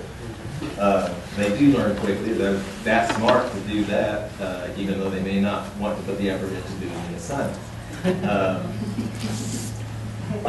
The minimum grade can have a variety of effects. If we go to 10, 40, and 50, my number crunching tells me you can make a 78 on your classwork and classwork and test average and get a 0 completely in your homework grade and still squeak by with the 7. You could probably actually go down to 77 because it'd be 69.5 ranked, rounded up. There are some courses I know that my daughters have had that are rated on that with the language arts, 30, 30, 30, 10, I think that is. I've seen some specialist classes where it's 40, 40, 20. I think that's okay. I always like to have my own grading scheme as long as I felt that it was fair. If we set maybe some guidelines and let the teachers choose what fits best with theirs, and not just say everybody has to do 10, 40, 50, but you can choose from these depending on what fits with your class, then that opens it up, gives some flexibility, but also doesn't allow it so that it's 95% on homework, 5% on tests. You don't have something crazy like that coming out. Issues of zeros in middle school. If the student is having that many grades that they're not turning paper in time after time after time, I think they already have the attitude and outlook that they don't want to be a part of the process at that point.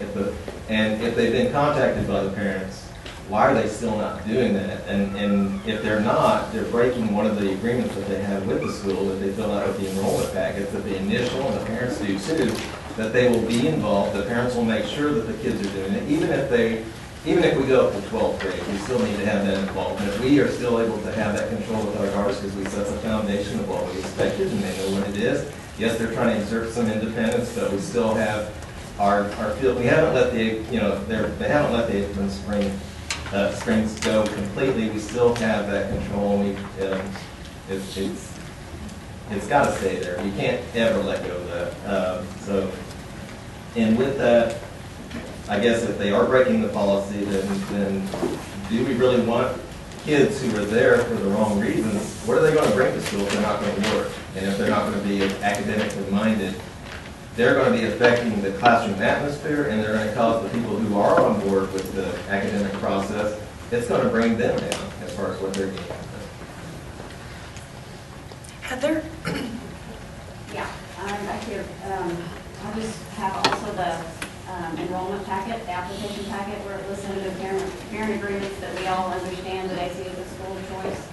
So we might just remember what exactly that means, and that when we signed that, we agreed that we understood what that means. And I guess, are we going to set our standards above or below the state standard? And I would like to think we all came here because we wanted it to be above what the regular public schools were doing. I know we brought our kids here to be challenged and held to a higher standard. And they start taking number grades in kindergarten here. We didn't do that at our neighborhood school. And that was a little hard for me to get used to at first. And it was honestly hard for my kindergartner to see those grades. She didn't know what they were, but she knew when she got a low grade that was bad, And she did get a 0 for something last year, and I want them to know when they get a 0, that's their grade, and what's going to happen when I get a 0. I'm going to have to work hard to make it up. And I want them to learn now, because elementary school, soon in effect college or their job, or, I want them to know right now what happens. This is the time they need to learn. What happens when you don't turn things in? You get a bad grade. If you don't do your work, you get a bad grade. When you aren't responsible, you get a bad grade. And that's what I want them to learn now. And it also says in here, under parent agreements, we understand our child's education has a higher priority than extracurricular activities, such as sports, dance, and we won't use activities as an excuse for our child not completing assignments. And on the student agreements, we understand our learning is our responsibility, and we have an obligation to support it by respecting our teachers and completing all assignments in class and assigned with homework, being an active participant in class, and starting with the highest quality of work. So there shouldn't be too many zeros if they're completing all their assignments, except for extenuating circumstances. But we all agree that if we sign these, I would think we agree to a higher standard that we all want. So I'm definitely not on it in any way. And I think we should not accept that. Thank you. Jody? I taught for 12 years in Dallas Independent School District when they did have a minimum grade. And what happened, students did figure it out quickly, but the ones who didn't really want to be there. And what they would do, you'd have 3 6 weeks and a final. And so you'd have some students for 12 weeks literally do nothing, absolutely nothing. And they knew with a 50 and a 50, and a 90 and a 90 on the 36 weeks and finals, and they could pass that class. And then at the last minute, they would request their makeup work if they didn't have quite a 90 on the 36 weeks or final. And I teach college now, and I can tell the students who've come out of that kind of system, because they come to me thinking, oh, well, where's the makeup work? Where's the makeup assignment? Can I turn this essay in late? And the answer in college is no. I mean, we have that discretion to do that. And so I agree with everything that's been said. I think teachers do have the discernment to know when a student really is struggling and trying. All the teachers I've met through my years teaching have worked so hard with students to make sure. So I just definitely think that teacher flexibility needs to be in there, and no minimum grade. Mrs. Carey? Well, I'm not in the classroom, and just listening, I think at our campus we have excellent teachers. I've heard some good things said, especially about our math, and I think that it should be left up to the professionals as to what needs to be done. Tina Brown? I just want to reiterate that this is a school of higher learning. We came to this school because we know that this school was going to be challenging to our children, that we were going to get advanced teachings, that we were going to be pushed hard. The fact that we were even considering, even talking about having a minimum standard, I think goes against everything that this school stands for. We shoot for exemplary. We shoot for the grade ahead teaching, all of these things. We haven't had any problems with our teachers in their grading policies, and in why this is becoming an issue now makes no sense to me. That it wasn't discussed prior. Well, why did it need to be discussed prior? If you didn't, why would you put a policy into effect without asking somebody, hey, do you have a minimum standard grading policy? No, you don't? Okay, well then let's not have it. I mean, how is this even being brought up? That's not what this school is about, and I hope that you would continue to leave this up to our teachers' discretion, because it's just not even right. Cheryl? Well, in my opinion, to answer her question, I think the reason it's being brought up is because, from what I understand, that has been put on some of the teachers. I could be wrong about that, but I have understood that the teachers have been asked to do that. I'm going to quote something we talked about a lot at the board meetings I've been at, is our mission and vision statement. The ACA vision statement says, the vision of Arlington Classics Academy is to be an educational institution of academic excellence that provides a college preparatory liberal arts curriculum delivered through a classical style of instruction. I'm glad y'all all agree not to do a minimum thing, but I'm kind of like her, let's just move on. But wherever that's coming from, that the teachers have to do that, needs to be stopped. It's not part of our policy. It's not part of what we stand for. And y'all mentioned public schools do that, but you know, Bailey Junior High, they don't have that. They do not. If that kid gets a 0, that kid gets a 0. And I think that's how we should be. And we're better than Bailey Junior High. Arlington Junior High, sorry. Anyway, that's just my opinion, and I think that I kind of have to agree that this shouldn't have to be discussed, but the reason it's being discussed is because it has been put on the teachers to have a minimum requirement, and they shouldn't have to even worry about that. It should be a moot point. Paulette? Yes, I agree with what everybody's saying. When my kid gets a 0, well, then he got that 0. You know, he needs to work on what he's got to do to bring it up. You know, I don't, a child earns their grades. It shouldn't be handed to them. You know, that is just ridiculous. And for the school, you know, like I said, we are higher learning. You know, first grade, they're learning what public school is learning in second grade. You know, so kindergartners are learning how to read. Public school, kindergartners are learning their ABCs and colors. We are a higher standard. And if a child is here and they want to learn, I'm sorry, maybe they need to go to the public school. You know, when my daughter was going here, yeah, she made some bad grades in math. Miss Humphrey, Miss Smith, teachers like that took their time out of their own little breaks or during lunches to help my child get that. That's what our teachers are about. Our teachers will stand behind our kids because it's not just our kids, it's their kids. So I'm sure the teachers feel that they don't want to just give a child a grade. They want to teach them. That's what they're here to do, is to teach them to get that information, not just here, hand them a grade. That's just unthinkable. Jamie? No, I agree. I don't think that children should be given grades. I think it should be based on their actual achievement. But I would like to approach it just a little bit differently. I think that charter schools are probably exempt from this because they do have a higher standard. They're not trying to just pass people through it. They're not just trying to meet that so that the children are dropping out. There is a higher standard. And so my guess is the underlying on that with charter schools is that they're trying to get something in place to bring to parents' attention when a child is failing. Where in public school, they may just give them the zero and not talk to parents. And so I think that's more of the issue is making sure that there's communication between the parents and the teachers.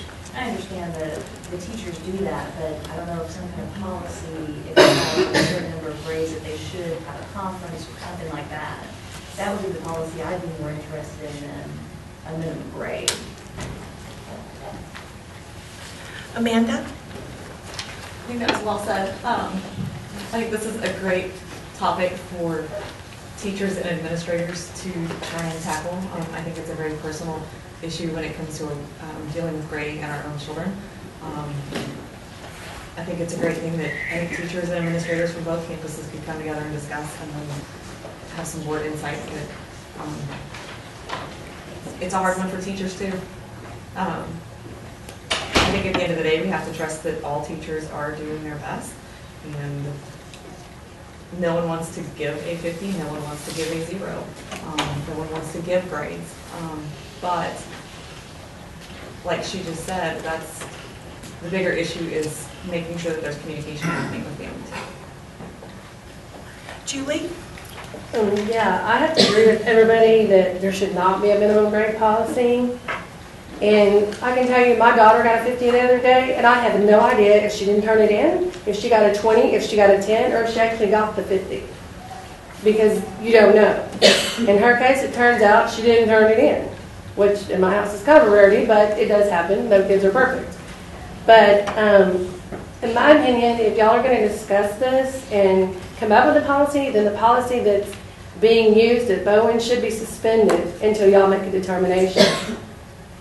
Because, like everybody has said, if they made a 0, they should get a 0. And that 0 by no means lowered her grade. She still has an A in that class. So.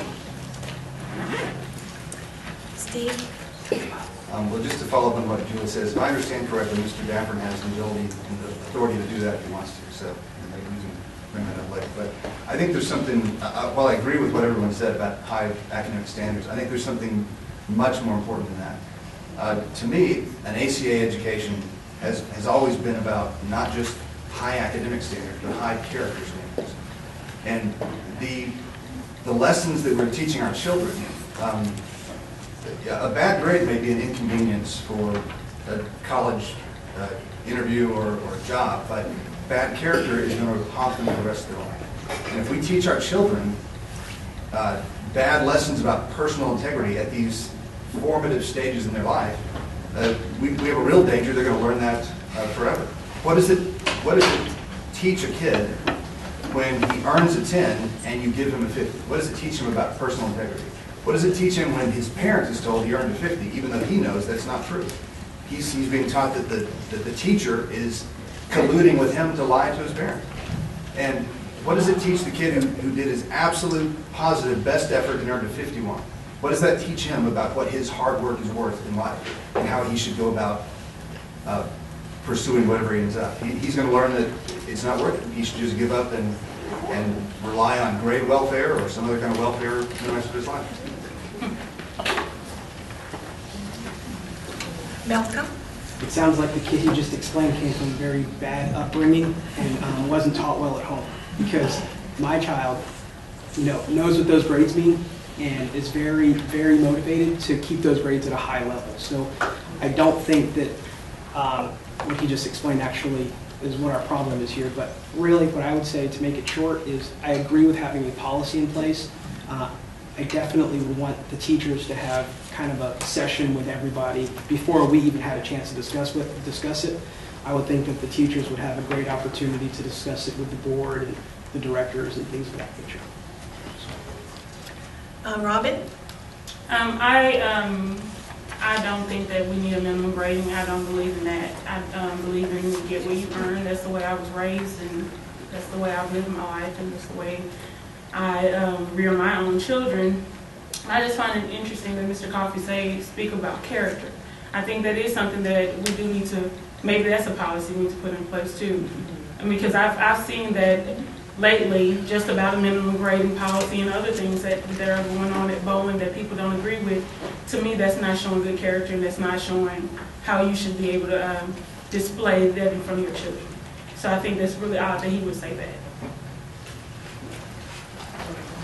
Mrs. Haskins? I said yes to a district policy, and no minimum grading. I've been with ACA for 8 years now with the family, and we've always had high standards. And when I think back about the history of ACA, we're a core-knowledge school to deliver a classical college education, and we've always maintained a very high standards for our children and our families. The expectation has always been high. So to do anything other than that, in my opinion, is a detriment to the families that have sought us out for that very same reason. And I don't think that needs to change. My son is 2 years outside of ACA now. He came here in first grade, finished going all the way through sixth grade. And now, in the public ISD, traditional public ISD, he genuinely cares about his work. He makes an effort to get his work done, and that's something that he learned here at ACA because of the push that he received from the teachers who were adamant and who supported the principles that we were founded on. And so I don't think that giving a child a grade because they didn't turn in learning, or giving them 50, or whatever that grade may be, giving a child a grade is not teaching them a responsibility, and it's not setting the expectation. And that's one of the things, in addition to our academic policy, that we strive to teach our children here. Responsibility, integrity, that's all part of what we do here at ACA. But to do anything other than that, I think it's a detriment to our initial mission and vision statement. That's all I had. So I'm afraid you can ask, but you know, the agenda, is there anything else that you wanted to add? No? I think that horse Beat to is death? really dead. Okay. Leave enough for you, okay. Would you, I have some stuff written up, I think I could pull it together for next week. If Aaron and Keela could look at it, or we could meet for lunch one day or whatever. Do you want to go ahead and just put it on the agenda for next week? Do you guys think we can lunch or something? I don't know, No, I don't know that whatever. there's, I don't know that it needs to be that hot of an issue. It seems like everybody's in agreement. I think it's going to be pretty easy to put together with just a few little mock-ups, a few Well, okay. modifications and language. I mean, I'll leave that to you guys, but. Because I already kind of have a little bit written up, I just wanted to make sure. So I like to just tell you, get it off the list, tell you the Okay. truth. So if we can please put it on the agenda for next week. Okay. Because I know in February it's going to, you know. Yeah, February it's gets full busy up, really and quick. so let's just take care of it. And then we can bunch of all stuff. Plus I have the uniform to work on too, so. Okay, sure. You guys think you can get it done? Then Yeah, let's just. I just don't want other things to suffer. Nothing is substance, I promise you. Huh? Nothing on my part, it's just language to the parents. Say what now? Excuse me? You talking to us? No. Oh, okay. Talking to me? No. Okay. All right, so.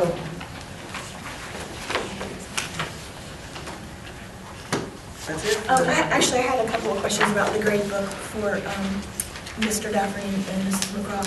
It's my understanding that our grade book program has alerts. So if something's missed or something like that, you can set it up so that you get emails of that nature.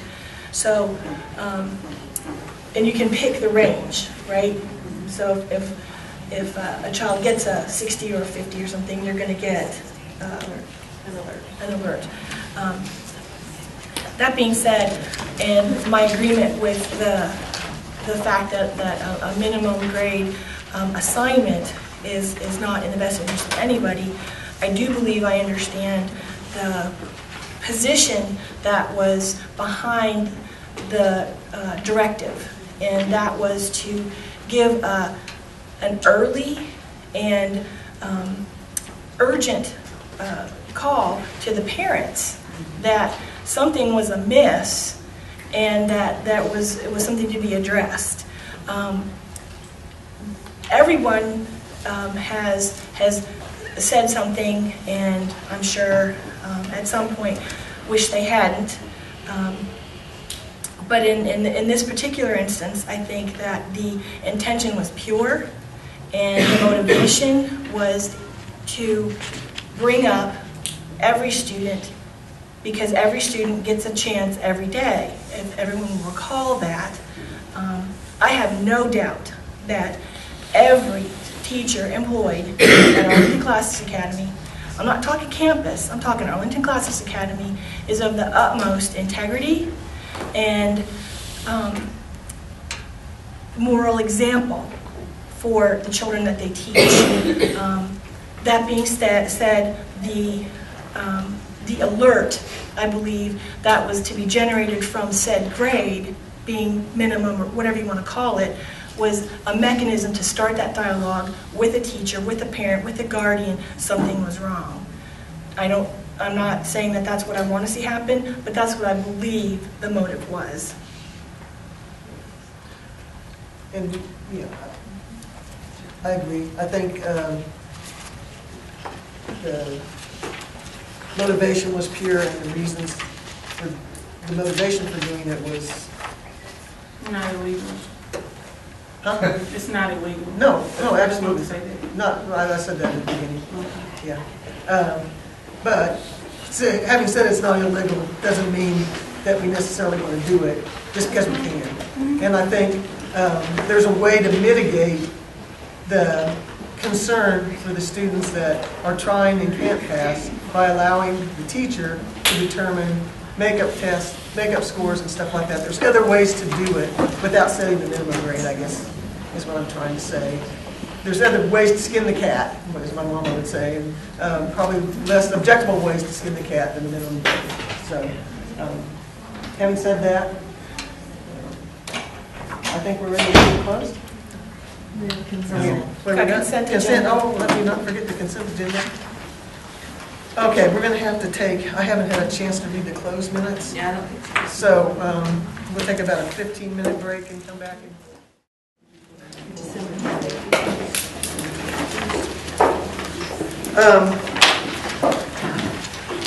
Everybody's had an opportunity to review the minutes.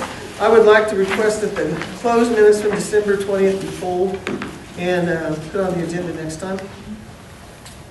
And I would like to request that item A and item B be pulled.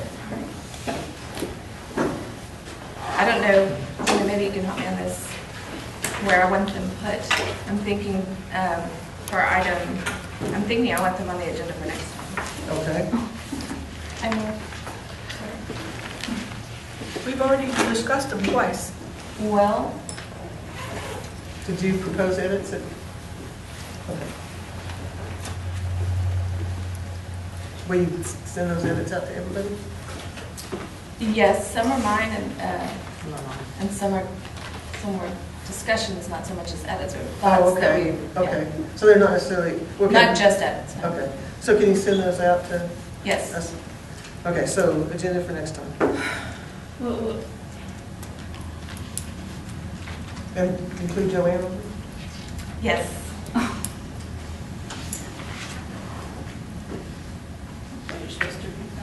I did. I had to do a little research. Yeah, we will chastise you. No. That's fine. It's important we get it done right. Okay, so we're pulling A, B, and H.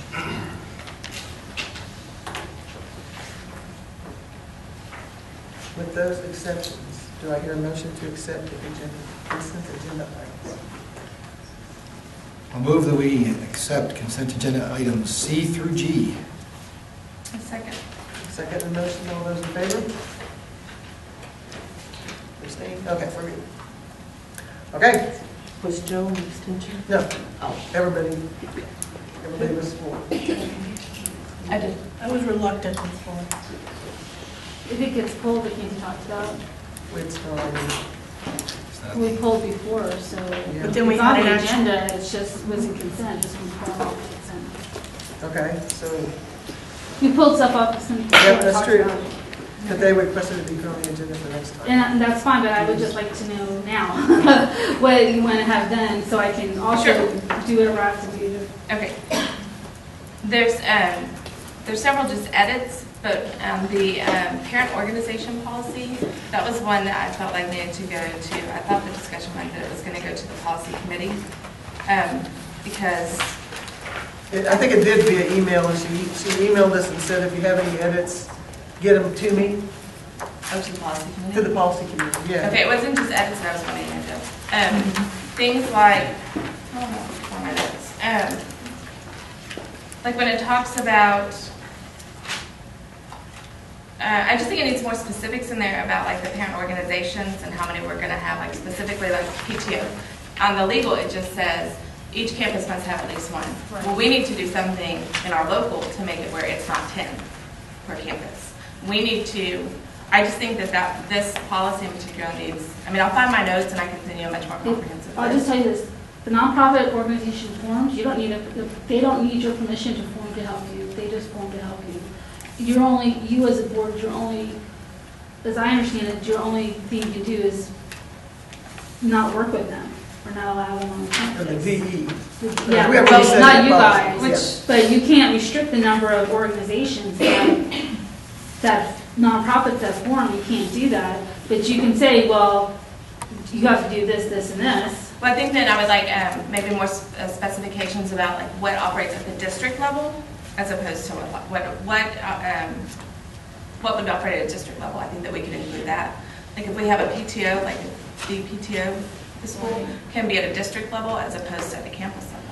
Well, and I think when we said any parent organization operates at the pleasure of the executive director of schools, I took that to mean you guys were giving that authority to that person. I agree. My concern is going to be that the PTO has bylaws, and for them to have, if things were to change year to year, somehow, some way, if that is too broad, Our changes or their changes? your changes would affect Our changes. their changes. Do you know what I mean? Your changes affects the. But whether it operates at a district level or a campus level. And I know that you're saying that they work at the now we've got it operates at the pleasure of the executive director of schools. I still think that we need to solidify that some more to where it's not like, okay, but to operate at the pleasure of schools, because as we have the PTO right now, we have an executive board that goes across both campuses and then subcommittees. So you have to determine whatever it's going to be. You have to determine, you can't have it that way 1 year. And then the executive director of schools says, okay, now I'm going to allow 2 official, PTOs. It's going to change their structure, and therefore the PTO is going to have to change their bylaws to reflect that new structure. Right, but is that the? PTOs. Well, my question is that the board's responsibility, or is that you, or is that the EDS's responsibility? All you're doing is saying you have to have a parent organization that operates. You're giving general guidelines on how to operate and what the ACA, the board's responsibility, the ACA's responsibility is, and what the parent organization's requirements are to operate. And whatever happens in between there is the responsibility of the EDS and their procedures. But it's complicated because we've got a board position that's PTO. So she doesn't, you don't give, you as a group decide whether to give it to the EDS or not to do, she's not going to do it. My point is, if the EDS decides that there's going to be 2 separate, and they both get a seat, that's not the way it is in our bylaws, right? So I don't know if we need to have at least the one organization that matches with our bylaws for the board membership. We might need to have just that, since it ties into the board membership, it might be that one instance. Just my feeling on this one in general is that even aside from just the verbiage and edits, that there needs to be a little more thought put into this one because it is a little more complicated.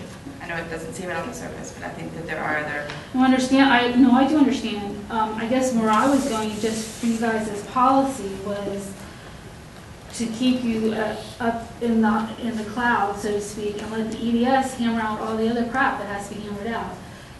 I'm saying you have to if it comes out through, that it's unencumbered, that you can't, as PTO or organization, do it the way it's done right now. I mean, the EDS could say, hey, I want you to, make some changes. You have to make the changes. I'm gonna have one here and one here. That person, that's their responsibility to, because they're also dealing with the directors of education, what is and what isn't the best for both schools. So I guess what I was thinking was that you guys were going to push that down to the EDS and not for you guys to get into the fray of parent-teacher organizations. Plus, isn't that they're a separate 503? Right. So they determine their own structure. We don't determine their structure. Right, but I understand that, but like he was saying, as it relates to, I just think this one, and there's okay, and the other issue that I have just in general, and this is, I brought it up briefly last time, but this is going to be in all of them, we're putting into place all of these policies that say, at the pleasure of the executive director of schools, and I hate that we don't have that now. So it's like we're putting all these policies into place that don't mean squat right now. It's up to you guys. We can hold them on till you get the EDS, and I can run them all by you at one time. If you're okay with the general verb, it's up to you. It's up to y'all. Actually, we do have a structure in place. It's the director of administration and 2 directors of education, and in the absence of any of those, the board president or their designee takes on those responsibilities. But who would this executive director of schools be referring to at this point? We don't have one. Right. Yeah, we don't have one. With that knowledge, we have this other structure. And that we already knew this going into the policy stuff, that as we hire someone new, we're going to change it. It'll be, a Lincoln embedding, where you go in and you just change, where it says this, you change that. I understand. I mean, I do appreciate it. I know it's a frustration. I know it's a lot of work and a lot of time. Again, my feeling, I still stand on that, is that this one in particular is going to have just things that we may decide that we want to keep it just like this. But I feel like this one needs to be worked on a little bit more and have more thought. And I'll get my notes together. Because actually, to tell you the truth, Denise, until you have that EDS, I really don't even know what to do with it, to tell you the truth. I agree. So you either have to vote to table it till you get the EDS, or you have to vote that it's going to go in with edits. And we can, when the EDS has time to come back to it, we can come back. I mean, I'm trying to. Which may not be their highest priority.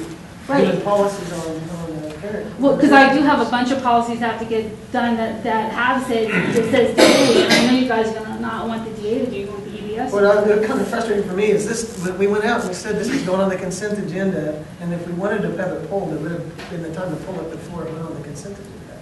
I didn't see the thing in draft form, is what you're talking about? I didn't see. No, that just went to the policy. Yeah, I didn't see it. Okay. Again, not trying to frustrate, but I am trying to make sure that, like you said, if we're going to do it, we need to make sure that's right. I didn't get that, if it went out.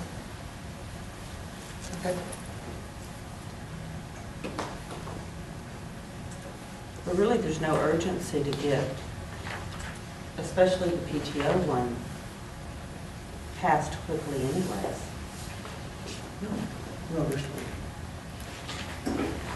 So do we want to table it? Well, see, but if we table it, I don't think you can use the EDS as a trigger thing, because I don't think that's going to be their highest priority when they get there. No, because I have a lot of policies that take a good chunk of my time that they're all going to have to be changed to reflect the change in structure. Yeah, and then plus they're going to have their own things they want done. Well, if they get here by March, say they started and they're getting kind of their feet wet by March, it's budget time. I mean, then that's going to be consuming. It's budget on refinance time. They're not going to be. So you may not be looking at, if you postpone this to the EDS has time to do it. It may not truly be. It may truly not get done for a very, very long time. So I would hesitate to have that be the determining factor.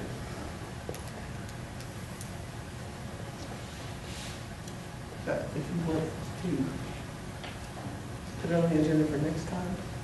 Yep, that's how I got it. I know.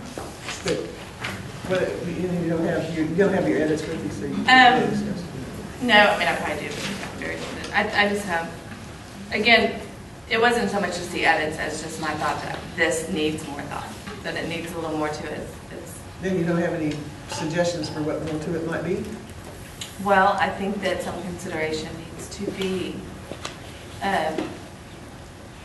maybe even in here about that, you know, the position on the board. I just think it needs a few more specifics without us. I know we can't get into every aspect of it, nor shall we, but there are definitely some things that you kind of have to have set each year. Or it would be most beneficial to have it where they're set each year. It's in policy. It's not something that's up for change based on. Okay, I understand what you're saying, but given what Joanne's saying, that we cannot, as a school, say that a group of parents can't get together and say, we're going to form a nonprofit. Agreed. With the mission of that nonprofit being to serve ACA. And if that should be, if the EDS saw value in that nonprofit doing that, then. And actually, your position, if the PTO position on the board, then that's really more, that's a bylaw change. That's not, that needs to be a bylaw change, not a policy change. If we're going to change that, or if we're going to But just if we're say not going to change that, the policy needs to reflect it. So we're not going to change it. Or something. I mean, you need that there will something be in one it. position or something else. So We would need a mechanism on how you're going to pick that person, but you guys are you going to provide the mechanism, or is the EDS going to provide the mechanism? At this point, the PTO. The PTO determines. Their bylaws determine how that person gets appointed to the board. Right, in the bylaws, and whether your bylaws state that. And then this board allows it. Allows it, and we don't even have to ratify it. Right. I mean, it's just to be recognized. How about this? You've got thoughts. You're going to get with Joanne on Yes. it, and it'll be on the next agenda. No, Yes. Good. I'm just saying, I don't think there's a lot of to do. That's just, Yeah. we'll have a conversation. And I just think a lot of it is the EDS, and so it's okay. What about this school travel one? That was more, I believe, just edits. Yeah, I just had a couple of edits. I've got it. Okay, you guys can just always shoot me the edits afterwards. It's more about the language than whether I hit the period or the comma. Yeah, so is there anything material altered in that policy? There could be note on that, but there not being material. Just on page 1, I think we need an exception maybe made if the student's parent or legal guardian requests in writing. Okay. We need to add legal guardian. To all the places that says parent? I think that was the only spot, really. Okay. Page 2, C1D, travel requests shall be submitted to and approved by the Director of Education. And then just grammatically, I thought it sounded better, 5th through 8th grade students. And then instead of greater. And then on the PTF form, violations of the student code of conduct will be reported to the Director of Education as the principal.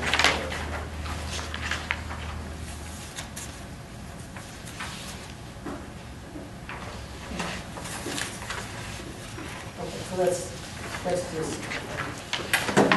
that's not material. I don't like approving forms that aren't really final. That's just how I am. If I'm going to approve something to go into our policy book, I want it in final form.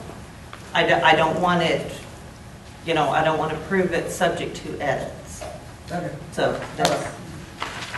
I send them out to you guys. Okay, I know I'm a little frustrated right now. I send them out to you guys. Please send them back to me. And we've had a lot to deal with lately. You know what? And I totally haven't get had it. But time this has to been look going at on it. like a month, 2 months. So, and every time I come here, it costs you guys money. So the quicker it goes, I'm not trying to be a butthead here. I'm just trying to get it done. And otherwise, I would have been out the door. You know what I'm saying? It costs money. That's what I'm saying. It costs money for me to come here, and I'm not trying to, charge a school any more than I have to do. But just send me this in a Word document, and I'll make the edits. I can make the edits. I have to make the edits. Doing it. I have to make the edits. I have to put it on the website. So I can send it back to you after the edits are made. So you're not going to approve anything then without the edits? Let's just do that. the consent list. Okay. So are we ready to move to close now? You want to take charge for that last one? I had a very brief comment, but you know, we can certainly wait for another day. It'll be on the agenda next time.